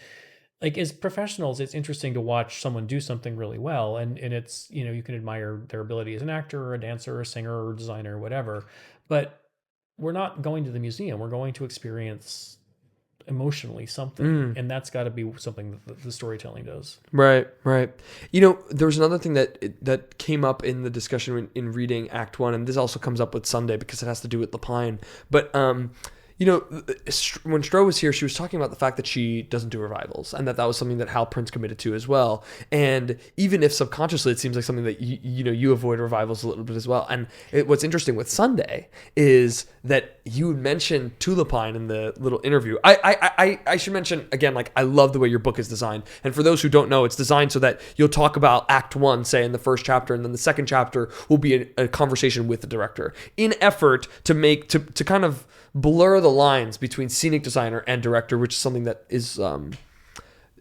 often unspoken about, right? Yeah. But my point with it was that with Sunday, you had mentioned that set in particular, that show, but that set in particular is something that feels so perfect. So how do you go about, is that the way you feel about most revivals? Is that you feel like you don't want to touch them? No, it isn't actually. It's funny. I wish I could convince Stro to do revivals because can you imagine like what Susan Stroman's Guys and Dolls would be like? I know. It's true. It's true. But she won't do it. Right.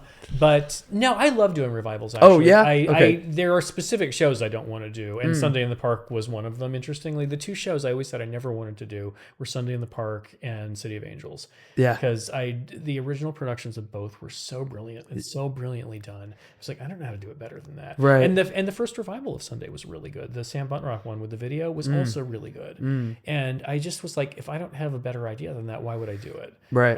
But I did a benefit that then went to Broadway. So suddenly I'm designing it, and I wasn't going to turn it down. Of course not. It's Marco George. Yeah, but I love the show, but I will not say that I thought. I think my set for it was fine for what we were doing. We were basically doing a concert on Broadway. Sure. But it didn't feel like the design lived up to the brilliance. Although, of the what show. a clever idea, though, in Act 2, the moment that in the original, they had the cardboard, that when he's talking, oh my gosh, what's the song? I can't remember the song, but in this new version, you had like the projection. Oh, yeah. Versus the original cutouts. Version, which were the cardboard cutouts that he was singing to.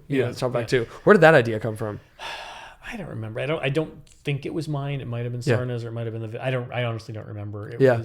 That was also a crazy busy year for me. That was my career was really ticking along, but I did in a year's span, I did 5 shows on Broadway and I want to say another 5 around the world that were like Broadway scale shows. I did Young Frankenstein in London with Stroh. I did a couple of a big show in China with John Rando. They weren't Broadway shows, but they were on the same scale. Yeah. And I just barely made it through the year. It just was so tired. Yeah. And also the idea of like how do you mess with the Act 2 moment where he's talking about what he's created, and you guys did that beautiful thing with the lights and the chandelier and stuff. It's really clever and interesting. The chrome. That's what it's called. The chrome. Yeah, super interesting. But what I do like as a designer about doing revivals is when I'm doing a new show, it's going to be rewritten in tech. Not always as much as the one we did together, but there's always going to be a bit of that. And so suddenly what I designed to be scene 3 might be scene 5. Right. And that messes with the structure that I put together of how to make. Sometimes it literally, like, if this piece of scenery has to flip around to be that piece of scenery, suddenly it just doesn't work anymore. So doing a new show, the set has to be a little more flexible. Mm-hmm. If I'm doing Guys and Dolls, I know what the order is. Or when I did On the Town on Broadway, that was like my big example of it is like the order of that show wasn't going to change. So I could design the set exactly for that order of scenes, knowing it's what it was. And there's a different kind of a fun in that.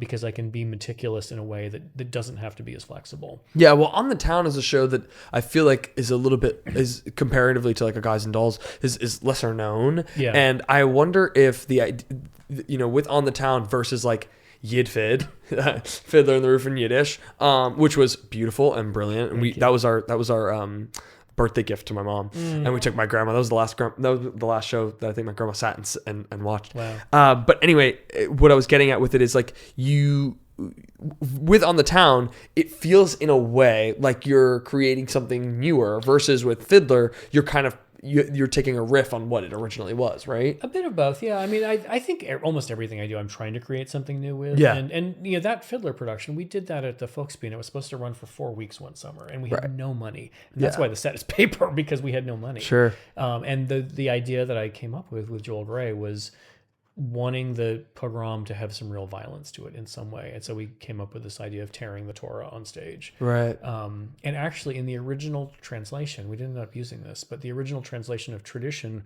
they put the word Torah in for tradition. So it was going to be, because I guess in Yiddish the word is sort of interchangeable. There's not really a word for tradition. Interesting. That's interesting. And Torah means the law. And so the original translation of Yiddish was the law, the law, the law. Wow. And that's why it was this thing that said Torah was going to be torn. Now, Sheldon Harnick came in and said it was very important to him that it sounded like tradition. Right. And there is, whatever word we use, it sounds kind of like tradition. It's scanned better. Gotcha. But anyway, that one came out of that idea that I was just trying to make this kind of very simple world, but that we could watch physically being destroyed by the Cossacks when they came in. Right. Yeah. Super interesting.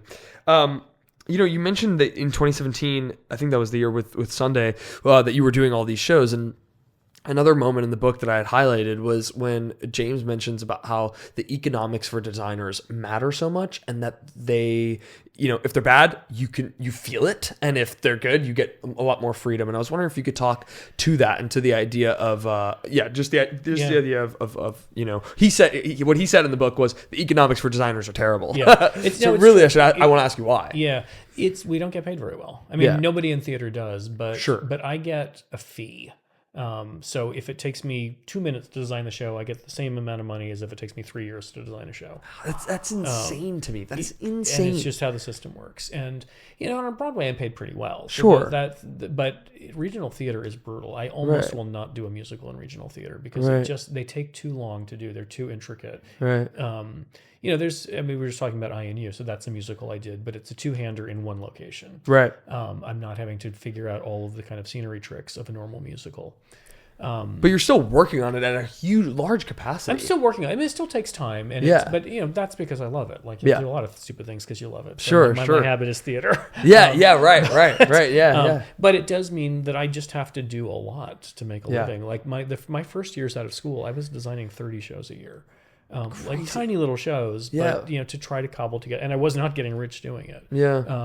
How many would you say you design now on average? It depends, like 10, 15, maybe as many as 20, depending on the year. Somewhere it wobbles around, and if I'm doing a big Broadway musical, that pushes a lot out of the way. Like then suddenly I'm in a theater for 3 months and I can't do anything else. Yeah. And if I'm doing 2 or 3 of those a year, maybe that's all I'm doing. Yeah. But doing one big Broadway musical is like designing 15 shows because Right. there's so much in it.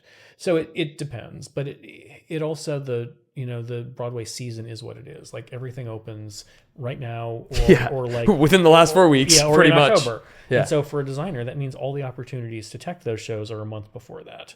So basically late February through March is a busy season for me if I've got a Broadway show, and September into October is busy. Right. And I've got to work when there is work. So often I'll just be running from theater to theater. Next fall, I have 4 shows teching in about 6 weeks, 3 of them in New York, 1 in Chicago. Wow. 2 in New York, 1 in Chicago, and one is actually up in Connecticut. Wow.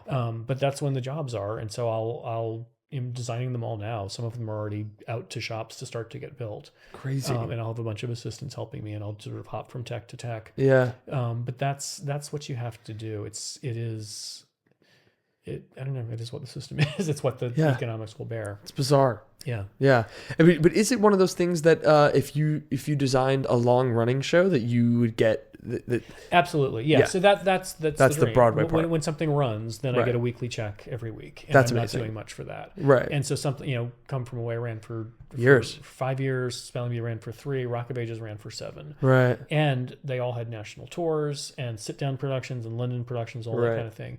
So when something like that happens, then I'm getting a check off of every one of those every week. And Yeah. that adds up to real money. And that's why I have some security in life. Sure. And when I have one of those going, it makes me a lot freer to do other stuff. Yeah. Yeah. Broadway being what it's been since the pandemic, I have done, I think now 12 Broadway shows since the pandemic, and they've all lost money. Except Since the one. pandemic. Since the pandemic. Yeah. Well, only 2 now at this rate, only 2 original musicals have recouped. Yeah. And Kimberly Akimbo just recouped this week. Yeah. And it recouped because of its national tour, not because of its Broadway run. And it was a small show. So, right. It's that. And the one show that I had that recouped was Piano Lesson, and Sam Jackson was in it. It was a movie star show, and that's why it recouped. Yeah. So it's tricky right now. The economics are really bad. And I think everyone's trying to figure it out. Like, how do we make this thing work? Yeah. Especially post-pandemic. Yeah. I mean, it was always tricky, but it was the 2010s were boom years, relatively speaking. Yeah. Like Broadway was cranking. And a huge thanks to Hamilton too. Yeah. I mean, Hamilton was part of it, but again, that's just that show. Like that makes the overall numbers look good. Yeah. But Hamilton didn't make anything else run. Right. There was just stuff was able to run a little more easily. And I think that there's a press aspect of it. Like, we had Jeffrey Seller on last week, and I was talking to him about like the idea that like Hamilton is the reason why I started seeing all these Broadway shows, and like that aspect to it of like introducing and being an introduction to theater. Yep. No, absolutely. I want to ask you a little bit about, this is in coalition, On the Town, Bronx Tale, and New York, New York. And what I think is really interesting is, also, I should mention this, our dear friend Brittany Kanagati was in Bronx Tale. And so because of that was the first Broadway stage I ever set foot on. And that your Bronx Tale set was the first set I ever set foot on that was on Broadway. And there was something about it that was like entrancing, because you created all these little stoops that felt like, having grown up in New York, and I grew up, I was born and raised in Brooklyn and Staten Island, but the stoop of it all, the idea of the stoop and how important that stoop is, and the summers on the stoop and getting ice cream sitting on the stoop and the hydrants being open, I want to ask, with On the Town and the Heights and New York, New York, the idea of compacting New York on a stage. What does it mean? What is the voice of New York? And all 3 of those shows, New York is crucial to them, but they have different voices. Yep. It's cool, and it's very cool living here and getting to do it. So Bronx Tale I guess I did On the Town before. On the Town was a little different, because that On the Town is New York seen through the eyes of 3 non-New Yorkers. Yes. These 3 guys who are from the Midwest who end up in New York. It's very romantic in that way. Very romantic, but also like they're just like, wow, like this place is crazy. Yeah. And so we did this very kind of candy-colored fantasy version of New York. Right. That was, I was trying to find a way to modernize it, and so we did it all out of colored plexiglass. But it was very much like New York seen through rose-colored glasses by some yokels from the Midwest. Yeah. Bronx Tale was a very specific neighborhood, and it's Chaz Palminteri's story, so it's a true story-ish. I know that neighborhood really well. So Oh, is that right? I told you I worked at a little theater above a grocery store in the South Bronx. It was on Arthur Avenue. Oh, it was funny. It was an Italian-American theater up there. I worked at for many years. Wow. And so my first 5 years or so in New York, I was up there constantly in that neighborhood, like on those corners. Wow. I knew it really, really well. It was also right around the time the Bronx Tale movie came out, so that was kind of a big deal. I didn't know Chaz in those days, but I knew the area. And so it was super important to me to authentically create that. And you know what New York has is that it is muscular and it is dirty and it is unforgiving. But there's a beauty in that and there's a power in that. And that's what I'm usually trying to get on stage somehow. Act One did the same thing. It's that kind of muscularity of New York. But also the filthiness of it. Yeah, and giving a voice to the city. I mean, like, New York, I totally felt it felt like it couldn't, and you know, it also coupled with Kander's beautiful score. Yeah. It's like, there's a voice in it that's kind of hard to describe. Yeah, it is. And you've got to live here and love the city to do it. So that's what I'm always trying to get out somehow. With Bronx Tale, there's a lyric in the show. I'm not going to remember what it is exactly, but they describe it as a whole world in 3 blocks. Mm-hmm. And New York is this massive place, but you're in this like small town within New York, and the neighborhoods of New York do that. Yeah. Like, I went to high school in a very small town, a very insular place. Yeah. But within New York, there's like a million small towns. Yeah. And Bronx Tale is one of them. Right. And so it is both nurturing and it takes care of you, but it's also a cage. Everybody knows what you're doing. Everybody's watching your every move. Can't date that black girl. Right. There's the pressure of that as well. And the set was trying to kind of be both things, to be the pressure cooker of a small town, of this little neighborhood of Arthur Avenue, and how that affects you.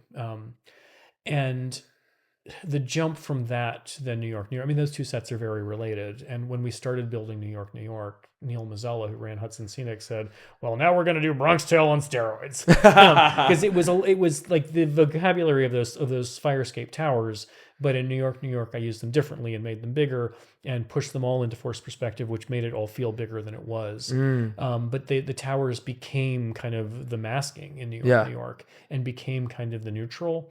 But the concept on New York that came up very early was, you know, we kept thinking, how do we represent it? We don't want it to be super literal, but we need to represent the city somehow.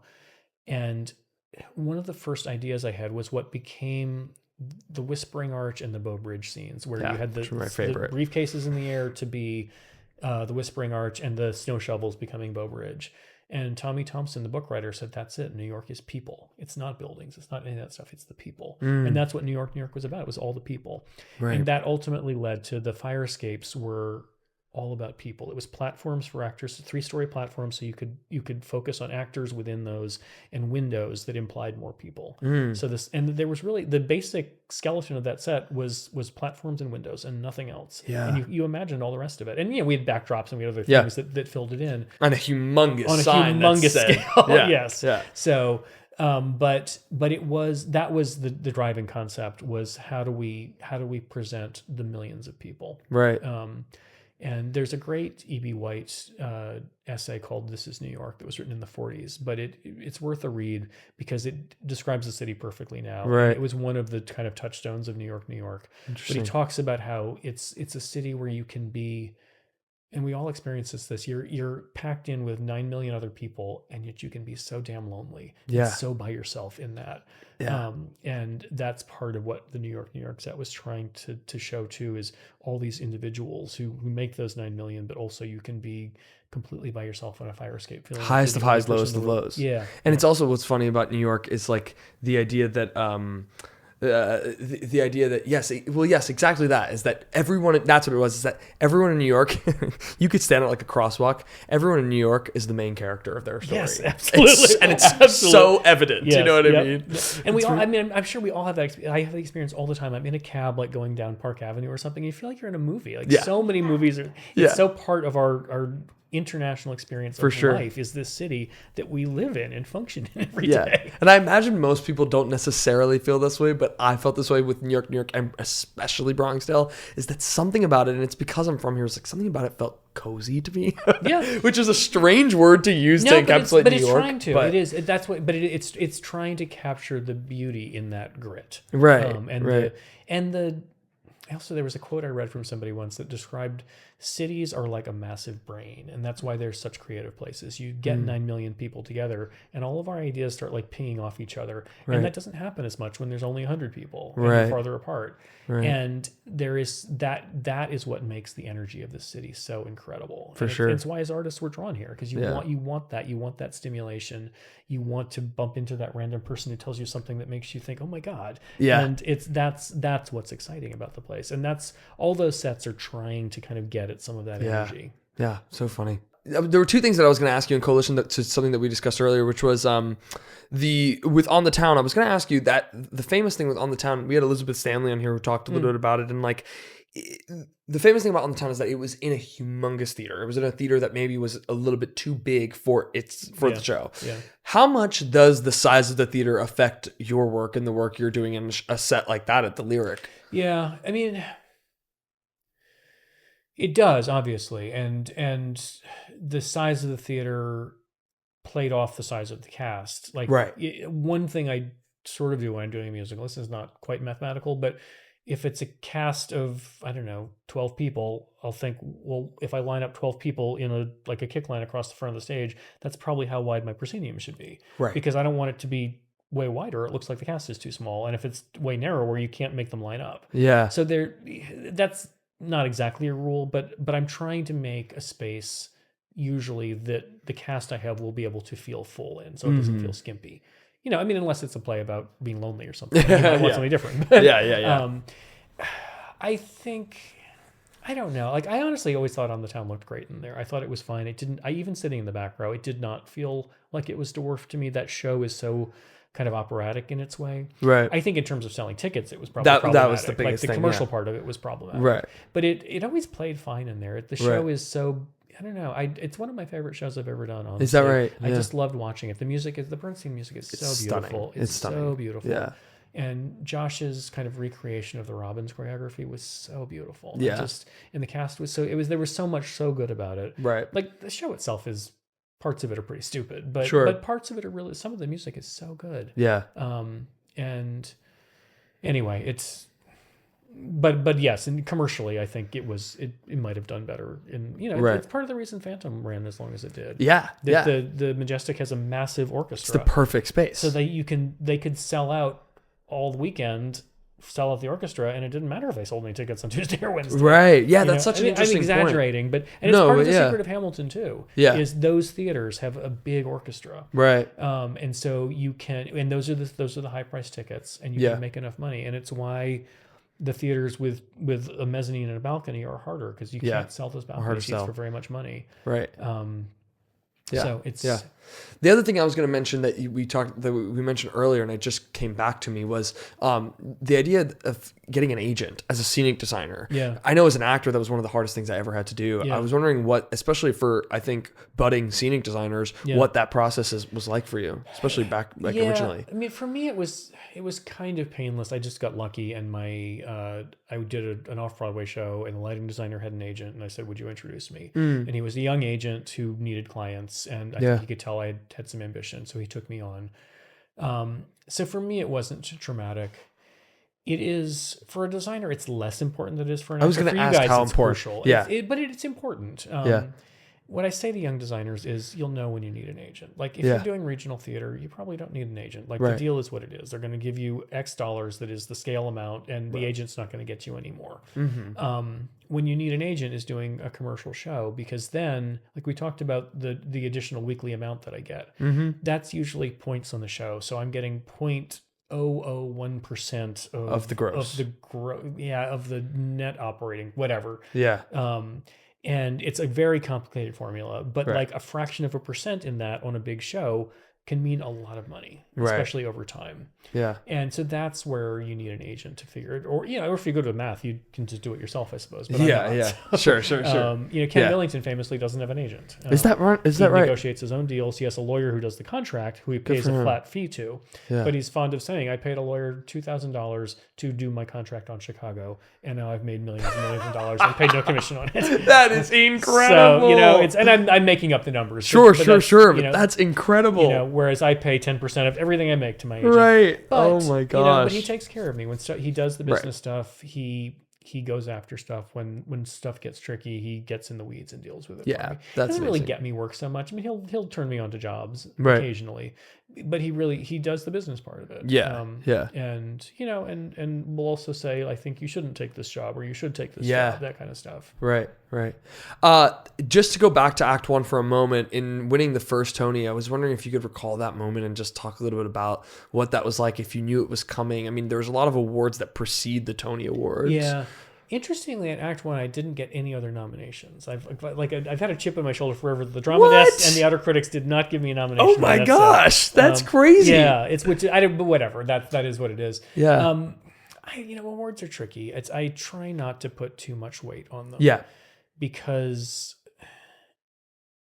it is kind of a ridiculous thing to say that these are the 4 best people doing this, and Right. this is the one that gets the award. Like it's apples and oranges. Yeah. It's silly to compare them, but all that said, it feels good, Of course. and it is also it is an acknowledgement from the industry that, hey, you did a good job, and it feels nice to have your peers say that.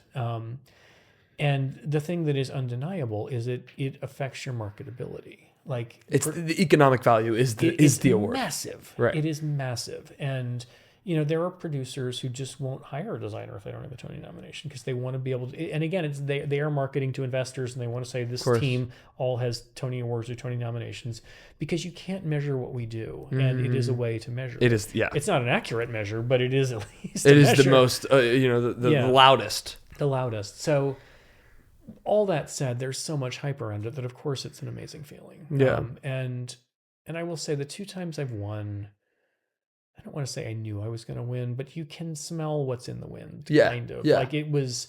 I will say the years I didn't win, it wasn't a shock. And it's not that I didn't. I'm like egotistical enough that I always think I should win, but for New York in Act 1, I kind of knew it was coming. Sure. But it's overwhelming. It is. Yeah. I mean, it's a crazy feeling to be up there in front of 5,000 people. Yeah. And it's interesting, since we're talking about it, 152 Project, which I run, just got a Tony Award today. So which amazing. Is amazing. Which is a special Tony, so it's a different thing. It's not a competitive Tony. And it's gonna happen that night, right? I don't actually know when they give it to us. I'm not sure when we get it. Yeah, I will be at the Tonys. I don't know that we get handed it that night, but maybe we do. I don't know. Yeah. I don't know. It's a different thing. This is a project. It's a charity that I came up with the idea and created, but I run it. How old is it now? We're in our 5th year. This will be our 5th year of giving the grants. Wow. But we, the stats are, we've at this point raised and given out $500,000 to young designers. We've given out grants to 35 young designers. 5 of them have made their Broadway debut since that. 1 of them got a Tony nomination. Amazing. So it is, and it was in direct reaction to Me Too and We See You White American Theater that during the pandemic, when we all had time on our hands, I just thought, it's not okay that it is an industry that is so dominated by white men. The world is, and I get that, but I think theater, we thought we were a little immune to it until it was pointed out that no, that's not true. And to bring my personal story into it, I'd already mentioned that I feel like my break in life came from 2 old white men who gave me a job because I looked like them and they reminded me of them. I mean, I think they thought I was good at my job too, but it definitely helped me, that recognition. And I also mentioned my father came here as a teenager, literally with no money. He showed up at 16 years old with $1 in his pocket, and he lived the American dream. He was like smart and he worked hard. He did all of that, went to college. But by the time I came along, he had a good job. He was ultimately a successful writer. He was nominated for a Pulitzer Prize. Right. He lived the American dream and lived a good middle-class life. And he could do that in a way that somebody who was not a white guy might not have been able to. And that that rankles. That feels un-American. Like, we are supposed to be about everyone as equal. Right. And obviously we all live here. We know the country is racist and sexist as hell. The world is racist and sexist. But Broadway can do better. And Sure. so that's kind of the emotional drive for me behind 152 Project. That Right. it feels like it is un-American to not have the design community mirror the demographics of the country. But also it makes the stories more interesting. As a theater goer, I don't want to see like 16 plays about a bunch of white people arguing about their co-op board. Like, I don't mind one play about that. Sure. But sure. I want to see Jaja's African hair braiding. I Yeah. want to see all these different great stories out there. And so in a selfish way, that was also important to me to get more voices in the room, just so that we can learn different stuff. And we should mention this is designers of all different types. I mean, it's All it's different scenic types. designers and costume designers, Yeah, and you've assembled like a team of designers that kind of like runs the. And so, explain to me how it works exactly. Yeah, so the way it works is there's a committee of 18 designers. It's sort of 3 designers in each discipline, and they are all the mandate is to support designers from historically excluded groups. And you can decide what that means to you, and anyone can make an argument that they are excluded in some way. Correct. But the 18 designers who run it are all from some historically excluded group. And we get applicants every year. We get about 60 to 80 applicants, young designers who submit some basic information, and that committee then picks semifinalists from that. And in fact, we're doing that literally right now. I was like watching them come in today, like who the semifinalists are going to be. Very cool. And then those people are interviewed, a half-hour Zoom interview with 3 committee members, and they get to sort of, say who they are and show us who they are, and talk about a project. And those interviews get watched by the entire committee. And that's a big time commitment. It's usually about 20 interviews. So it's, 10, 15 hours of interviews that everybody's watching. And then based on how much money I've managed to raise during the year, we pick who gets the grants. And Nice. the idea was always to try to be a significant amount of money. Right. So it's $12,000, $15,000, $17,000, somewhere in there, depending on how much money we've raised, which you're not going to live on for a year, but it's enough money to give somebody, a bit of a savings account. And some sustenance. Yeah. And, I've already mentioned Stefania Bulgarella a few times, but she was one of our first recipients. And she has told me over and over, she literally had no money in her savings account when she got the grant. Wow. And so she had money for the first time in her life. And she had been making a living as a programmer and designing when she could. And all of a sudden she could turn down the programming work, which is really lucrative, and just focus on being an artist. And how many finalists do you guys land on? It depends. That varies. Each discipline can nominate up to 3, but they don't have to nominate 3. So it can be as many as 18 finalists. Yeah. But it's somewhere in there. So that's the choosing part of it. The other part of it is we've got to get the money, and that's basically me. I just go out and bug everybody a lot And fundraise. fundraise. And it's not something I really knew how to do, but the idea of it is so simple, and the Broadway community is basically generous. And so we've been able to raise anywhere from $100,000 to $200,000 every year. Wow. But a lot of it's small donations. Like, and sorry, to get back, like the idea, the reason it's called 152 Project is I told you when I design a Broadway show, every week I get a check. So that's 52 checks a year. And the idea was, if I have a show that runs for a year and I give you 1 check out of every 52, that's not that bad for me. Right. And if everybody does that, it's a lot of money. And, in fact, not everybody does that. There are some very successful designers who never donate to this. But and there are some very non-fancy designers who donate very generously. And we get donations from outside the community. Directors, managers, the shops that build Broadway sets and provide the lighting have been very generous to us. They're quite supportive of it, and they are a big part of why we're able to give the grants. But our average donation is, I don't know, $1,000. That's like coupled with people who give us like really big amounts of money. And, that's amazing. It was some of the heavy hitters are like Paul Taswell gives us like a really nice check every year. That's awesome. Julie Taymor gives us a really nice check great. every year. Like, people who have made it are really generous. And that's what I love about the community is I think for the most part, people do theater because they love it and because they're caring people. And this is a conduit for them to give back a little bit. Right. And now you guys are going to be put on the biggest stage. You're receiving this special Tony Award. It's crazy. That part is crazy. Yeah, it's amazing. I mean, how did that come about?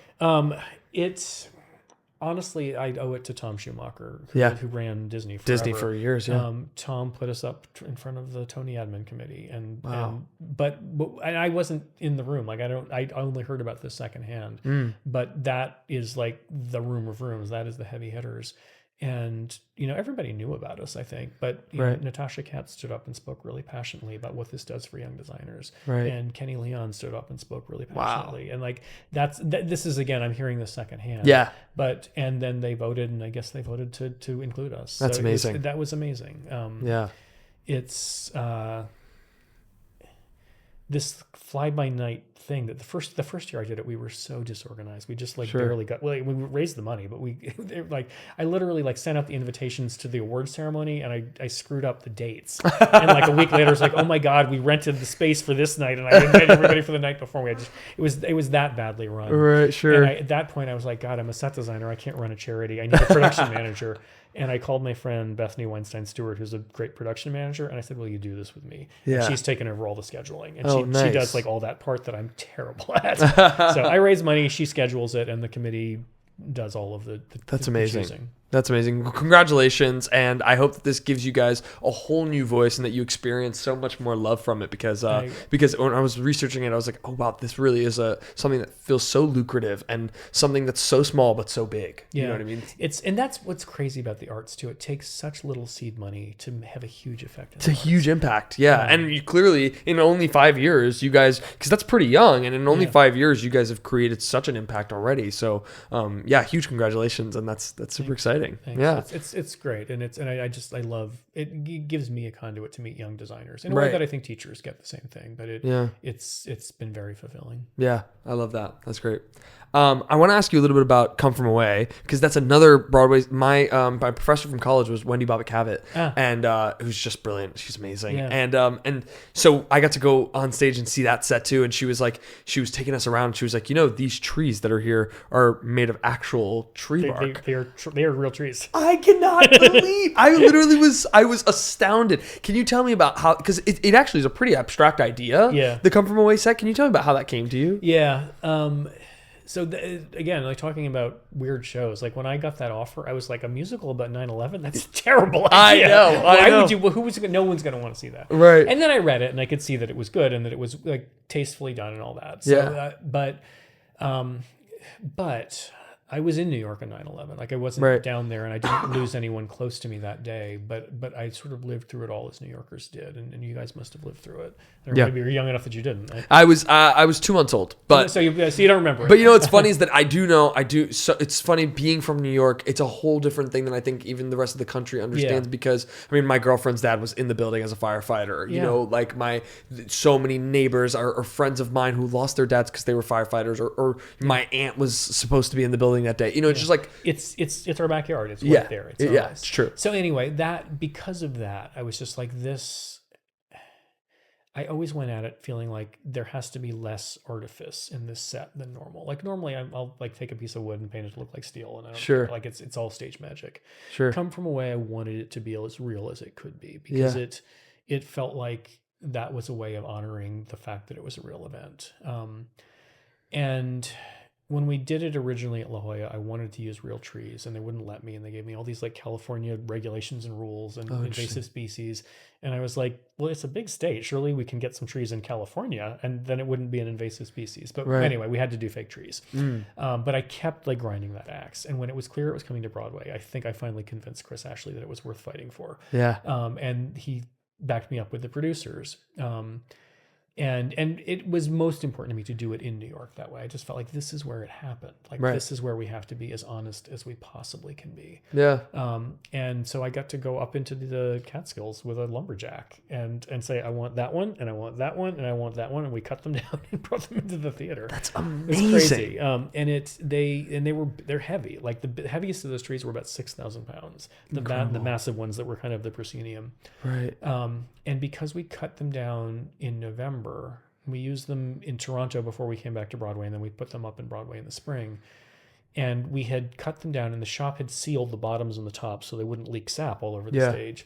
So the trees I didn't even think about that. And they all have to be flame proof. They're all covered with salts and stuff, so they couldn't light on fire because they're wood. Right.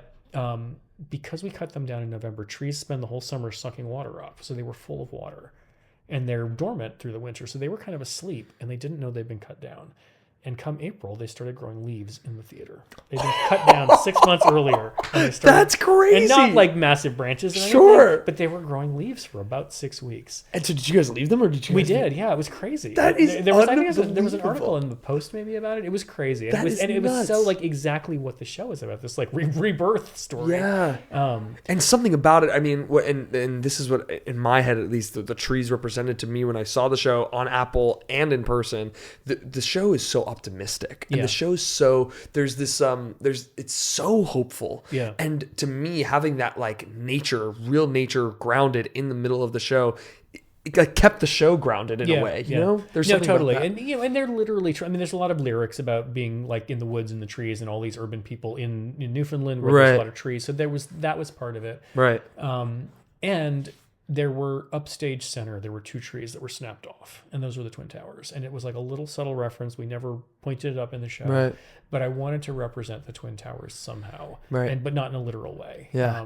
And the only like design nod towards it is in the moment when the whole cast lines up downstage and they're watching the towers fall in the fourth wall.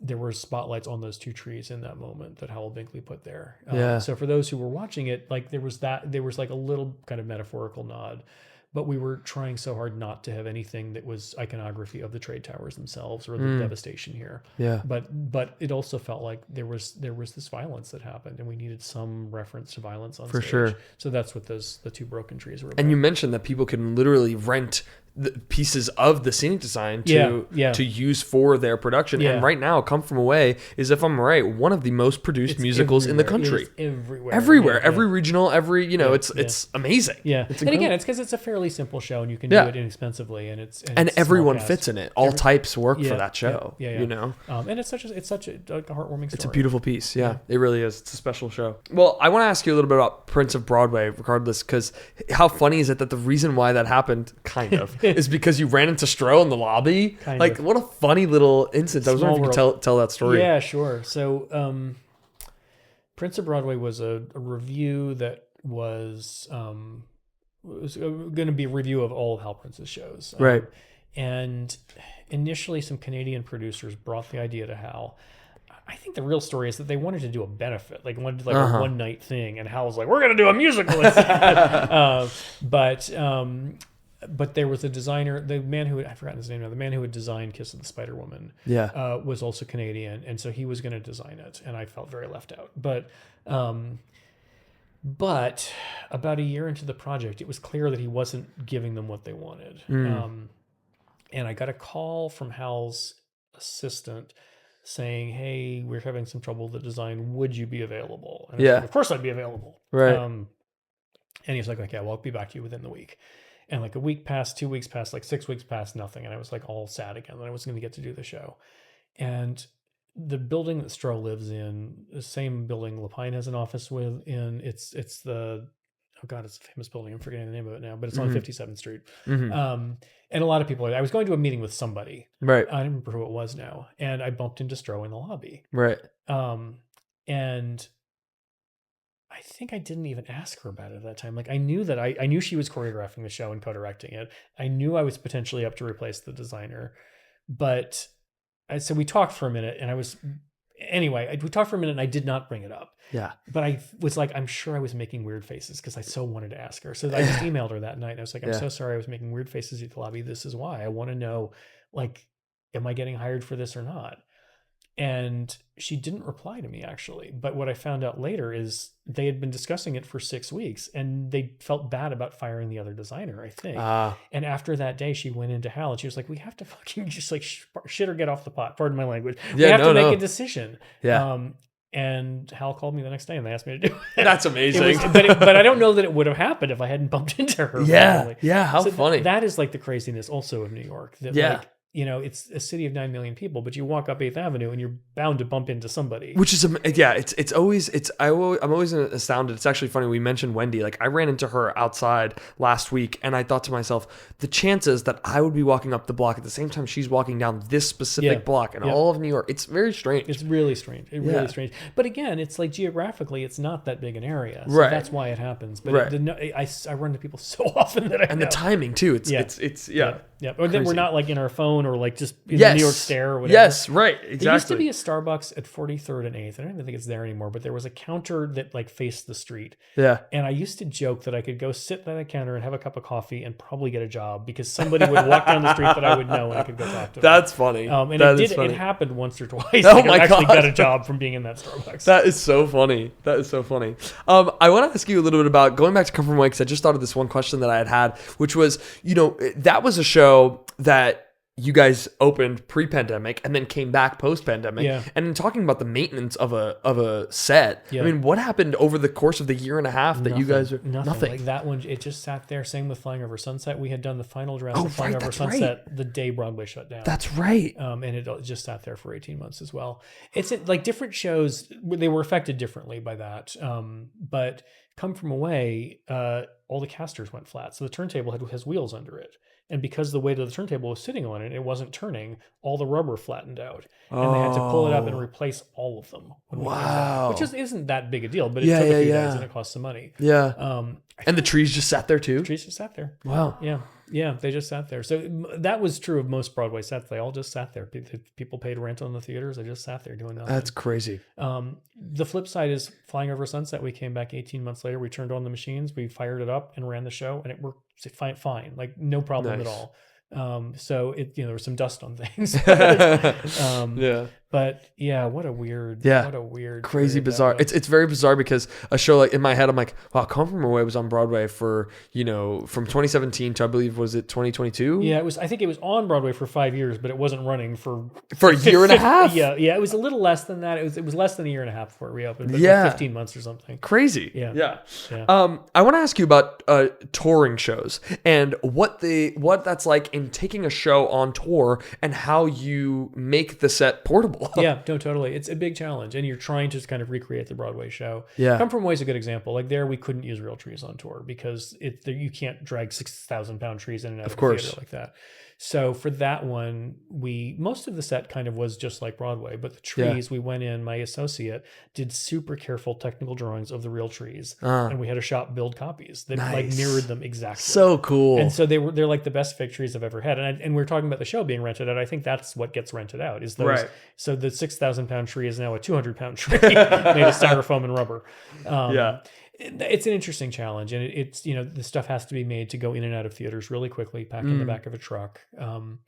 I've never had like a super elaborate show have to go on tour. I think something like Wicked or shows like that are more complicated to tour. The ones I do are shows that are designed to be able to load in 8 hours and perform the next day. Wow. So they're and to fit in the back of probably 2 pickup trucks, 2 semis at most. Yeah. So it's a different muscle. But I luckily don't have to do too much of the math in figuring all that out. But I need to know that a truck is 8 feet tall and whatever. If I make something 8 foot 2 inches tall, it's gonna be broken into 2 pieces. If you keep it all less than 8 feet, it doesn't. So there's a lot of that kind of stuff I need to deal with. For sure. I want to take a little bit of a jump to Be More Cho. We had Joe Iconis on here, and it's funny because we talk about the research that it takes for something like Scottsboro Boys, or the massive amounts of research that you put in as well.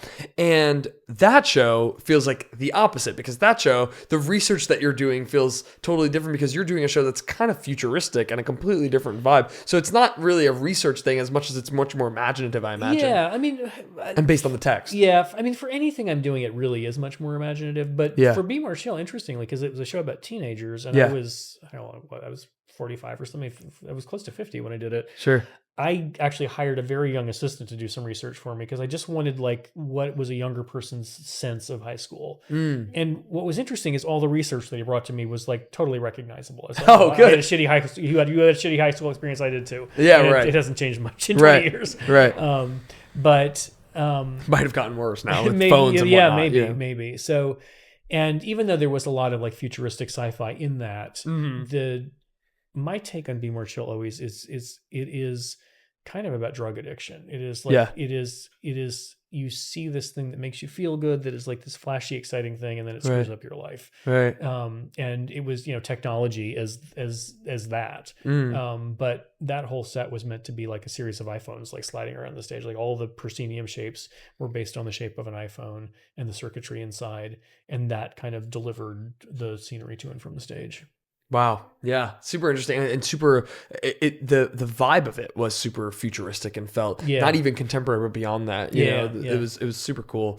Yeah. I want to talk about The Piano Lesson. That was one of my favorite plays I've ever seen in my life. I mean, seriously speaking, it was like transformative. Brilliant. And play. I knew it already because I'd read it in college. Yeah. But I think the stage version is great. And I think the movie that Malcolm did was also wonderful, which featured a lot of the same cast. I was telling people to run to that theater because I thought it was, and I thought LaTanya directed it beautifully. Yeah. There was something specific though with Piano Lesson that I was interested in asking you about, which was in Piano Lesson on the very top of the set. There was a moment that's pretty crucial, and I think it happens at the end of Act 1, where that happens at the top of on the second level of the set. Yeah. And I was wondering if when. Well, I'll tell you from my perspective, I bought a rush ticket, and those tend to be partial view or obstructive view or whatnot, and some of that has to do with the theater. And that was something that was because of the second level, I had missed a piece of it. But I was wondering if that's something that you're conscious about. Totally. Yeah. Were you like way back in the orchestra? Or something? I was actually all the way down, like third row to the side. So the floor actually blocked it. Yeah. Yep. No, it is true, and I deal with it all the time. Right.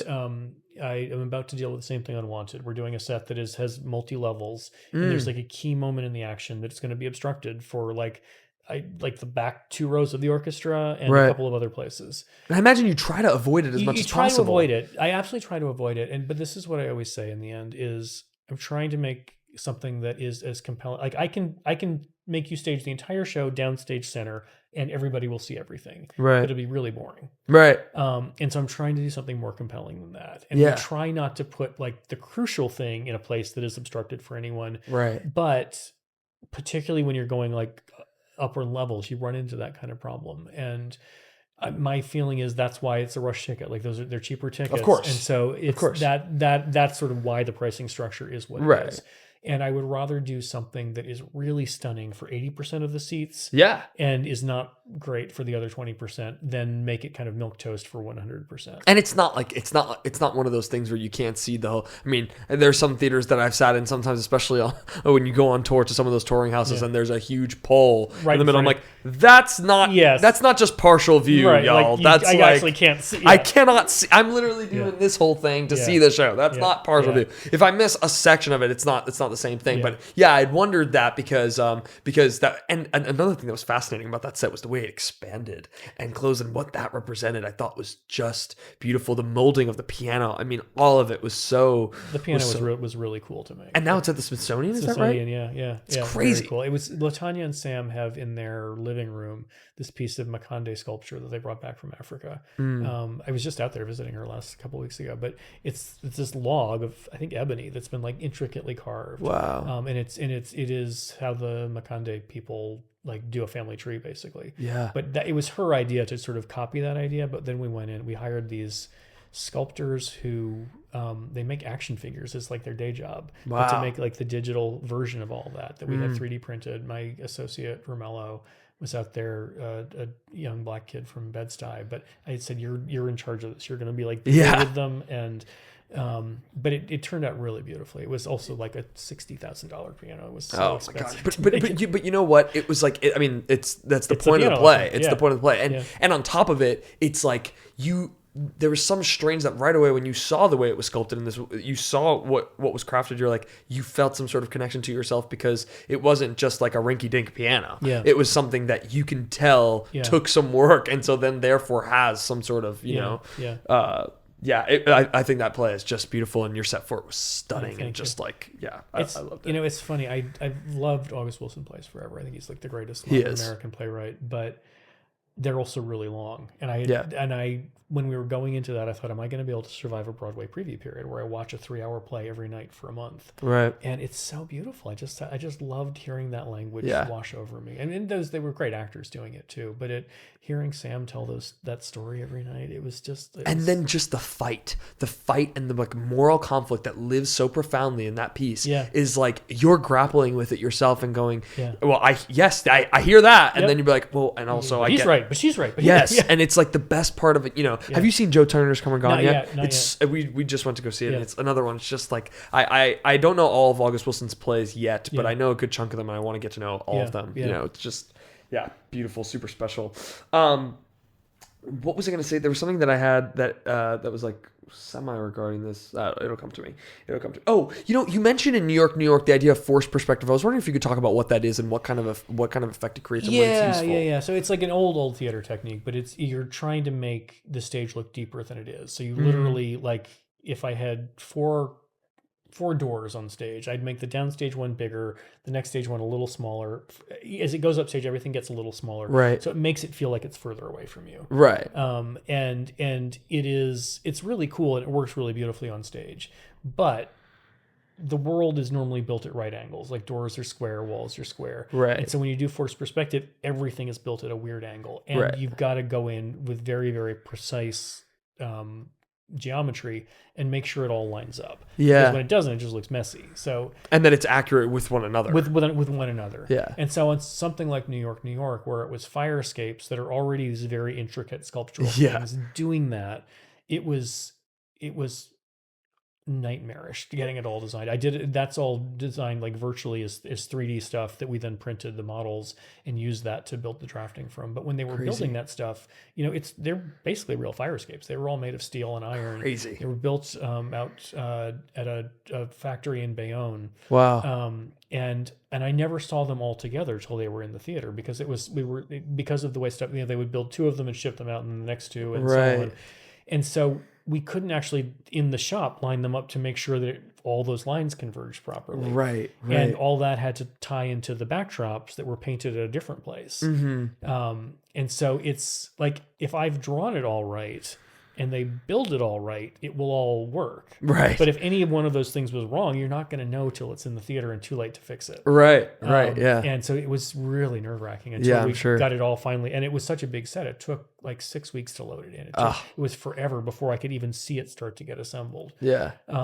And luckily, most of it all lined up right. There were a few things that always made me mad, but I don't think anyone would noticed them. Yeah, and you know, it's like we just saw Schmigadoon. Yeah, I think it was Scott Pask who did that. Yeah, and that whole set is like lives and breathes in forced perspective, and that's also a nod to the style of the Golden Age musical, which you mentioned. Like that's a classic technique in scenic design in that period, especially to the forced perspective, and it's honestly still effective. Yeah, it's still really cool. Yeah, no, it really is. It really is. I want to ask you about your little Easter eggs within your sets because you always put an elephant. I do. Why the elephant? I liked elephants when I was a kid. It's nothing more than that. I loved elephants as a little kid. Yeah.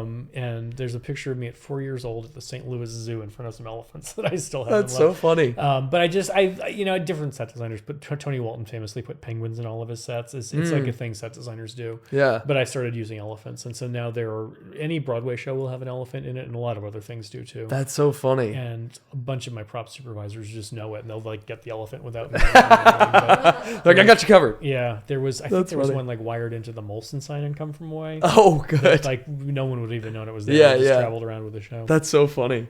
Yeah, that one, my other Easter egg, I don't know if you know about this one, is the electrical outlet. No. When we did Hand to God on Broadway, there was a night when a drunk 16-year-old climbed onto the stage to try to charge his phone on the set.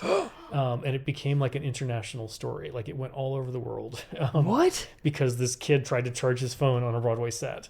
And also because we had a good press agent who like saw this weird thing happen and like pointed it out. But I think I got interviewed by Vanity Fair about it. It I had a friend who was in London who saw it on the BBC. Just because it was so weird. It was like, it was just weird and harmless and funny. But Vanity Fair wanted to talk to me like, how did you make this set so realistic that somebody could charge their phone in it? And I was like, well, we went to Home Depot and bought an outlet. It was a real outlet. Like, there was no electricity in it. But Right, like right. a lot of stuff on stage is She's just like, I think this the thing is not real working. thing. It's not charging. Yeah, but anyway, ever since then, I have always put an outlet on Broadway sets. Oh, that's so every Broadway good. set has an outlet somewhere. That's so and when funny. we're doing like a period piece, it gets like we'll sometimes like 3D print like what is like a 1930s German electrical outlet. Oh, like, cool. and figure out like that kind of stuff. But any Broadway set of mine, there will be an outlet somewhere. It was really only until recently that I realized that Europe uses, because I've never been to Europe, Europe uses completely different outlets. Yes. I didn't realize that's all the over thing. the world. Yeah. So funny. They're very different. And Yeah. like different countries, different, yeah. Yeah, that's so funny. I want to ask you about the connector, because that's another one where, I can't talk about the set without spoiling what happens. But at the end of the piece, you had this framework of a bunch of different sheets of paper that were, layered across the whole thing that served almost like a backdrop. And then at the end of the piece, a big reveal, they all drop and all the papers come flying out. Can you talk to me about that idea? I thought it was just brilliant. Thanks. That show was with Daisy Prince and Jason Right. Brown again. Daisy first told me about that show in 2008. Like, she had the idea for it. Wow. And I originally think Adam Gettle was going to write it, but Jason ended up writing it. And they worked on it forever, and I would see readings of it forever and ever and ever. It just took a long time to get it finished, but then to get it produced. Right. But it's a show about a fabulist, a guy and it's based on a couple of real people who worked at like the New York Times, like at big reputable papers, right, who were reporters, but then just made the shit up, like just made up stories. Right. But they were very like successful for a while before they got caught. Riding a high. Yeah. And the show is trying to be about like, why do we believe this stuff? Like, why do we want to believe something that isn't true? Right. But in the end, the point was trying to be that like, you just never know what's real or not. And we wanted the whole world to just kind of poof, disappear at the end. And so the set was literally an abstraction of, in a magazine, you have a room where you do the layout. When they're getting ready to put out a new issue, every page gets put up on the wall and they mark stuff up and move it around. And I went into, I think I had a friend who's the editor at Town and Country, and I got to go into their room and just sort of see how they do it. But what was on the back of that set was essentially, would have been a layout of the Connector magazine from the front cover all the way through to the end of it. And we had to make up all those pages. The text, I think, actually was War and Peace. Like, we just needed like 1,000 pages of words, and That's nobody's funny. gonna be able to read it. So I just downloaded War and Peace, and we put that up there. That is so funny. But it was all attached to this framework, this machine that held all of the pieces of paper. But on a cue, it was essentially like two little pegs through a hole in the paper. And on a cue, the pegs just went like that. And so all the paper fell off. Super simple. And then you have to reset it. And that was like the big discussion with the theaters. We had to reset it. And it wasn't even paper. It was actually plastic, because we didn't want it to get destroyed every night. So it was printed on a matte plastic. Oh, interesting. Which is also kind of why it made like a funny noise when it fell. It was like a crackly noise. That was kind of like weird and cool. But also kind of effective, because it Super was effective. loud. And it was like all of them fell at the same time. Yeah. But it was like all of a sudden, this thing you've been looking at all night wasn't there anymore.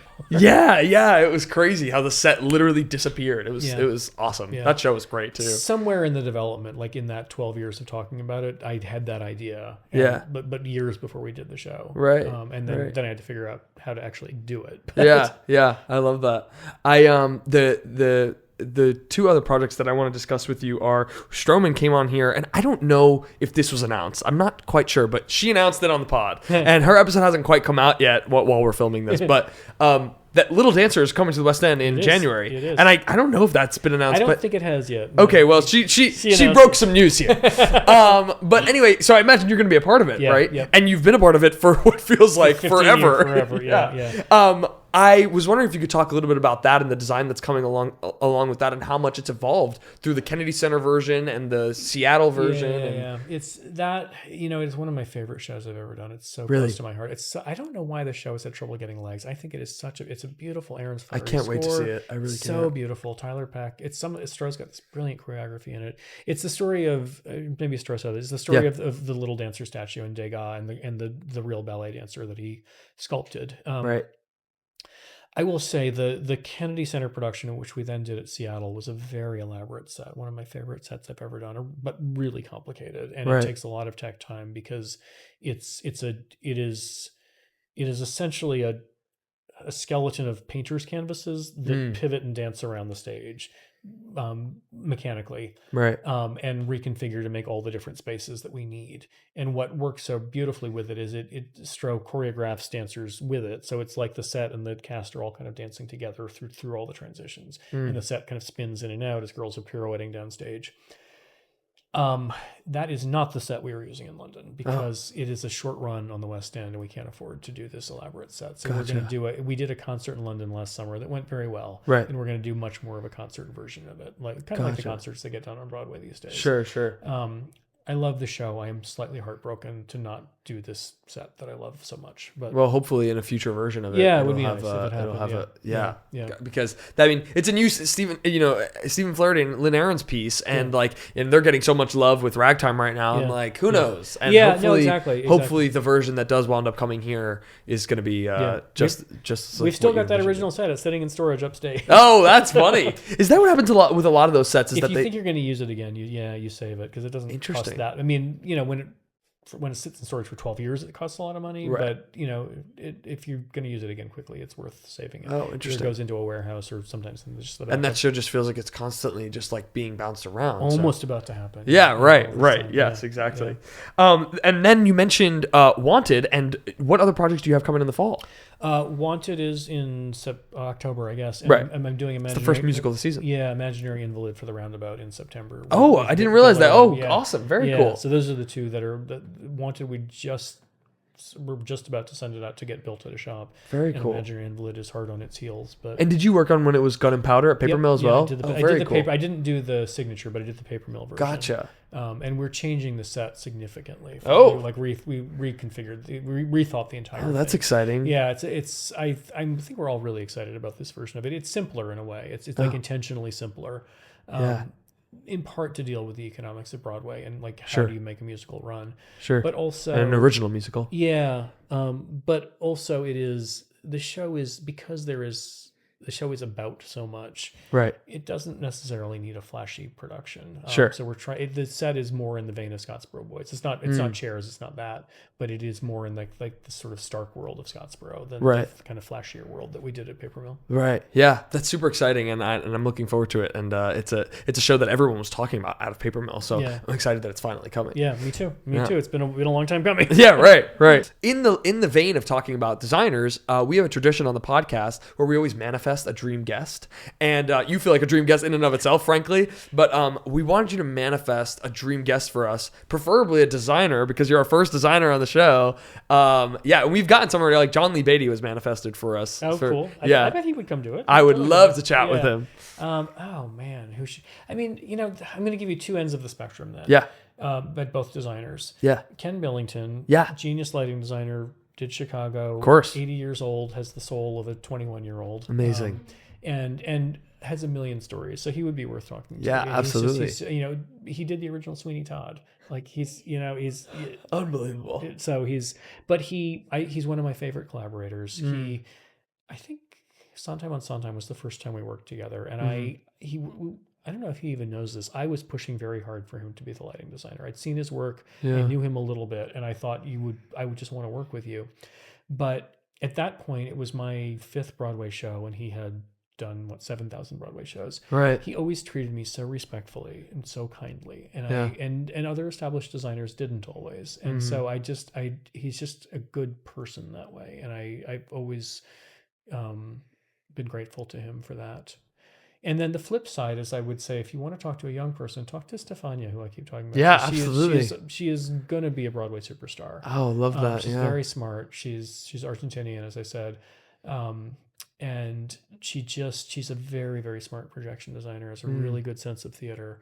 And I find she just pushes me artistically in really good ways. So it's and you mentioned she's working on Wanted with you. She's working on Wanted also. That's exciting. Yeah, and she did INU. We've done a lot together this year. We've like clicked into a good groove. Yeah. But so those are the two that I would Yeah, say. I love that. I'll take it. Thank you. And then the other thing I was going to ask you about, I had two other things which won't have to do with the Scottsboro Boys, and you mentioned in the book. Well, you know what? I should start here. I'll start here. I want to talk a little bit about the book, Transforming Space Over Time, which you came out with in 2022. And I want to ask you a little bit about the inspiration because, like I mentioned, the structure of the book being the show and then the director, it just like it makes it that much more exciting and interesting because everything that you talk about is corroborated and then also given a different angle. Yeah. And I think you do a great job at blurring that line between the relationship between the scenic designer and the director, which is so crucial. So I was wondering, your concept and what it was like writing the book. I started out thinking I was going to try to write a textbook, to be honest. Oh. And in the textbook, I was going to have like one real world example of designing a set. Interesting. And I also knew that I wanted to interview directors and talk to them about the process. And I knew Hal was old. And I thought I better interview him while he's still here. For sure. And I made a deal with myself that I had to write one chapter before I could I knew how to do the interview, but I had to write one chapter to prove I could do that before I could ask him to do the interview. Right. And I wrote the Act 1 chapter. And I had fun doing it, but I was like, oh, this is like spinning out a story. That's cool. And that was going to be the only chapter like that in the book. The rest was just going to be conversations with directors. Oh. And then chapters about how, like, just the mechanics of designing a set. Mm-hmm. I started writing the mechanical chapter and I was like, this is boring. I don't want to read this, much less write it. Interesting. And I was like, I just like telling stories. That's why I like theater. So, Right. so I like totally changed tactic. And I was like, I'm going to pick, initially it was going to be like 5 shows that I really liked designing and just talk to those directors. Yeah. And then, so that's how I really started figuring out the structure of it.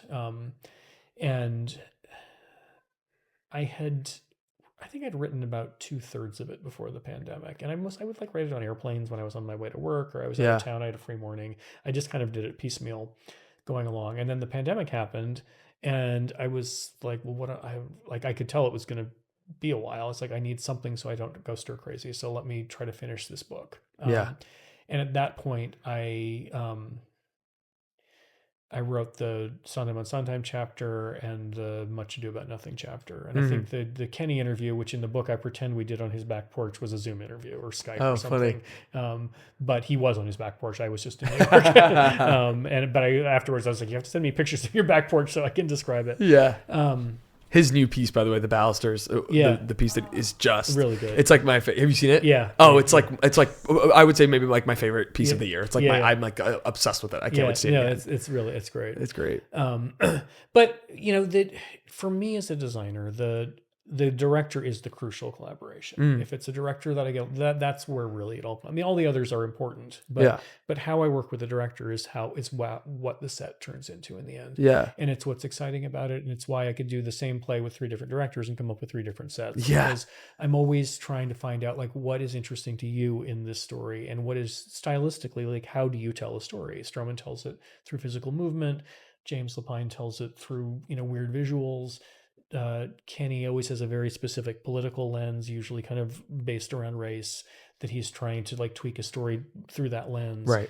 And so I'm always trying to take what I do and mirror the director. And it's like it's not that they're like telling me what it should be, but I'm trying to find a visual that lifts their version of storytelling. And that's what the book tries to talk about is, if it's a dance show, the floor and the open space is important. And, a set like Act 1 would never work for a musical, but someone like James can stage a show on a set like Act 1. Right. And it's what makes the career and the job exciting is all those different smart people and all their different lenses on life that I get to see. Right. And the magic of it is, for me at least, and this is as a theater goer, but certainly as doing it, is I get to experience the world through somebody else's eyes. Right. And that's the magic of art, ultimately. But that's what I'm trying to talk about in the book. And then for me as a designer, stylistically, the title of the book comes from that I'm scenery often moves on stage, but just as a character goes through some kind of a transformation, and that's why it's interesting to watch the story. You're watching a change. The set should do the same thing. The story is taking us on some kind of a journey, and the set shouldn't just be an envelope that sits there. It should also be changed by the story in my mind. And and it's also, obviously, it's telling us we're in a kitchen, we're in a living room. It's telling us information that it's also important, but the way it gets from place to place and moves, I want how that happens and the rhythm of it and the visual of that to relate thematically to the story. And that's really important to me. And that's what is the most interesting to me. And that it's more important than what it looks like. When I start designing a set, I don't know what it's going to look like. I don't actually care what it's going to look like until I get much further into the process. Right. And so that sort of sculptural transformation is what's unique about set design. If I make a sculpture, it just sits in a room doing nothing.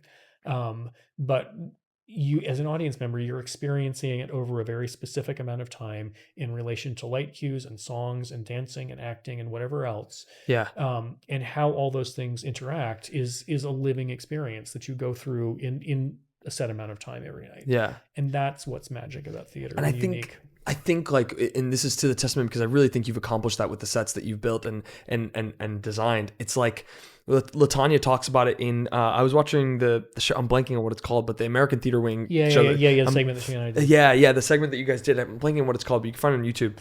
Something with a W. It'll come. Can you look it up for me, Angel? Look it up for me when you get a chance.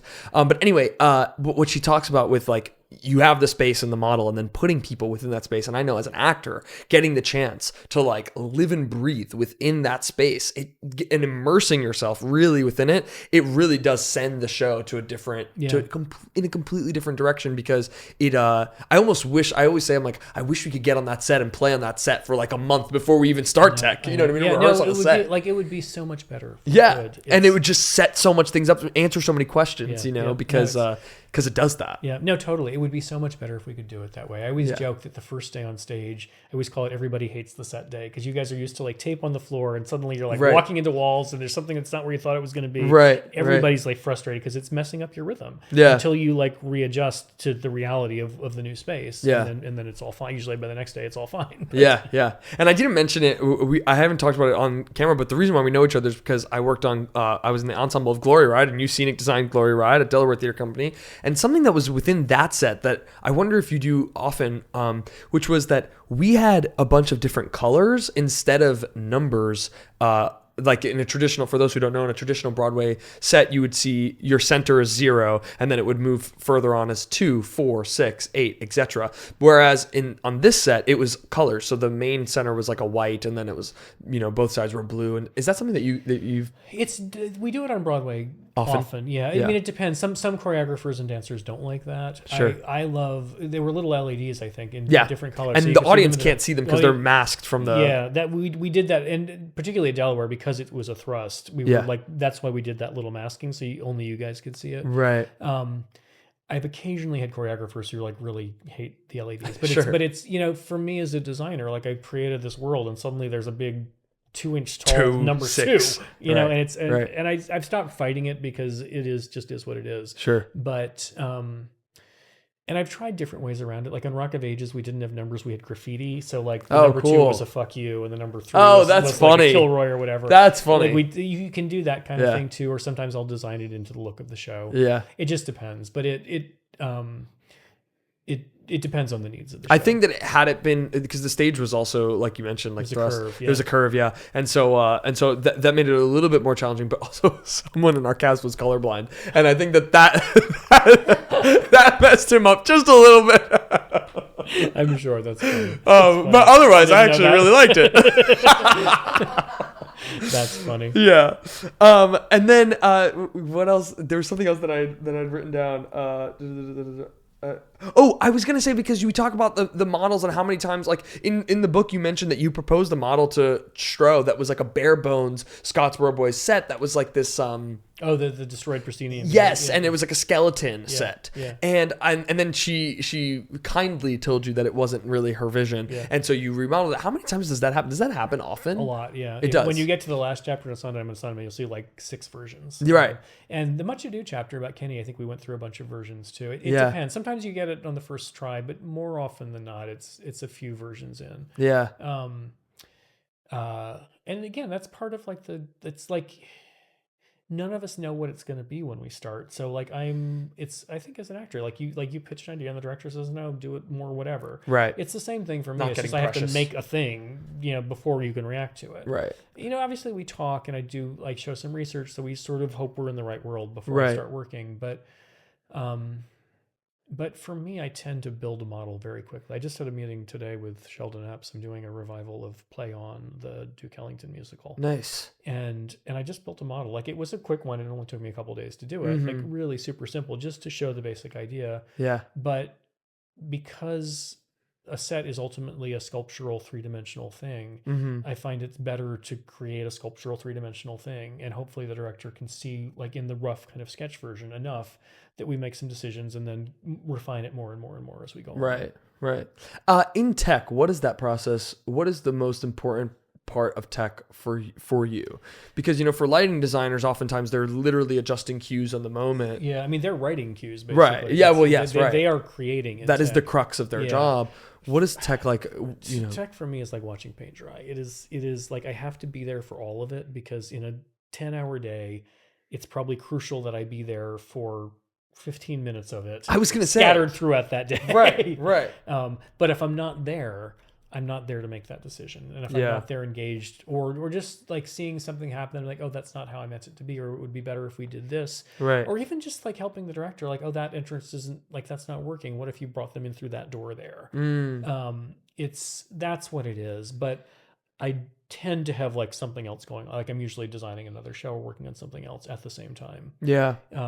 It depends on the show. Like New York was so intense. That show was so massive that we didn't get any dry tech time before the actors came on stage. So we literally were writing the automation cues and the light cues live with actors. Yeah. And it was a relatively short tech time. So it was just a marathon from start to finish. So that was like kind of high stress the whole way through. Yeah. But on others, I'm sort of there for the moments I'm needed, and I'm just working on something else or hanging out or whatever. For sure. The rest of it. It is as boring for me as it is for you a lot of the time.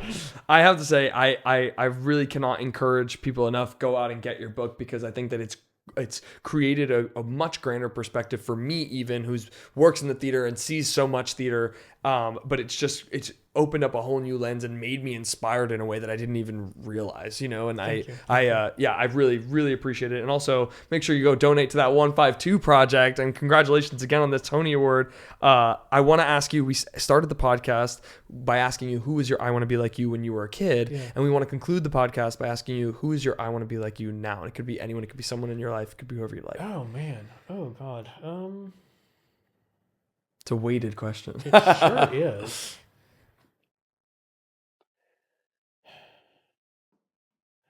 I don't know that I know how to answer that one. I will say I'm going through some big life changes right now that I won't get into. But I am sort of trying to figure out who I'm going to be for the next rest of my life. I was on a very specific trajectory, both career-wise and relationship-wise, for 30 years.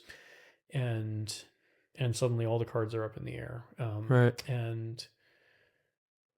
And there's like, I actually have no strings really. So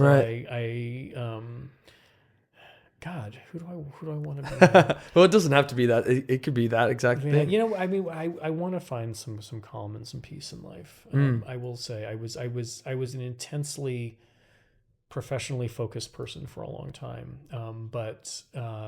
And I love doing theater still. I love doing it, but I won a couple of Tony Awards. There's not a higher thing that you can achieve in terms of recognition. Yeah. So I'm happy if they want to give me another one, but I've sort of proved that to myself that I can do that. I think I want to write another book. I think I want to write a book that has spelling bee in the last 5 years in it, maybe. Instead of focusing on this, which was so on the director's focus on the shows that became maybe more on the writers and the shows that became the long lasting shows. Right. So it's not a person, but that's where, no, I appreciate that. And I think that's what's amazing is like, because you're, beyond scenic design and working in the theater, you're helping the theater. Can you check, are we good on that front? Yeah. I just heard a noise. I got nervous. It's also, it's writing books like this, and it's the 152 project, which I can tell you're clearly passionate about, and rightfully so. So it's all of the things, you know what I mean? And making it so that you're not, there's more layers, you know what I mean? And so it's a beautiful thing, and I appreciate your work, and I appreciate you being here. This was a blast. It's been so much fun. I'm so glad you asked me to do this. Yeah, of course. And I look forward to the next time I make you run around a turntable. Yeah, right. Thank you. Cool. Beowulf Boritt. Thanks. Woo-hoo. I Want to Be Like You with Elbi Cespedes is produced by Elbi and Angelina Cespedes. Special thanks to Christian Cespedes, Elbi Cespedes, Vincenzo Salvatore Cakes, and of course, Beowulf Boritt.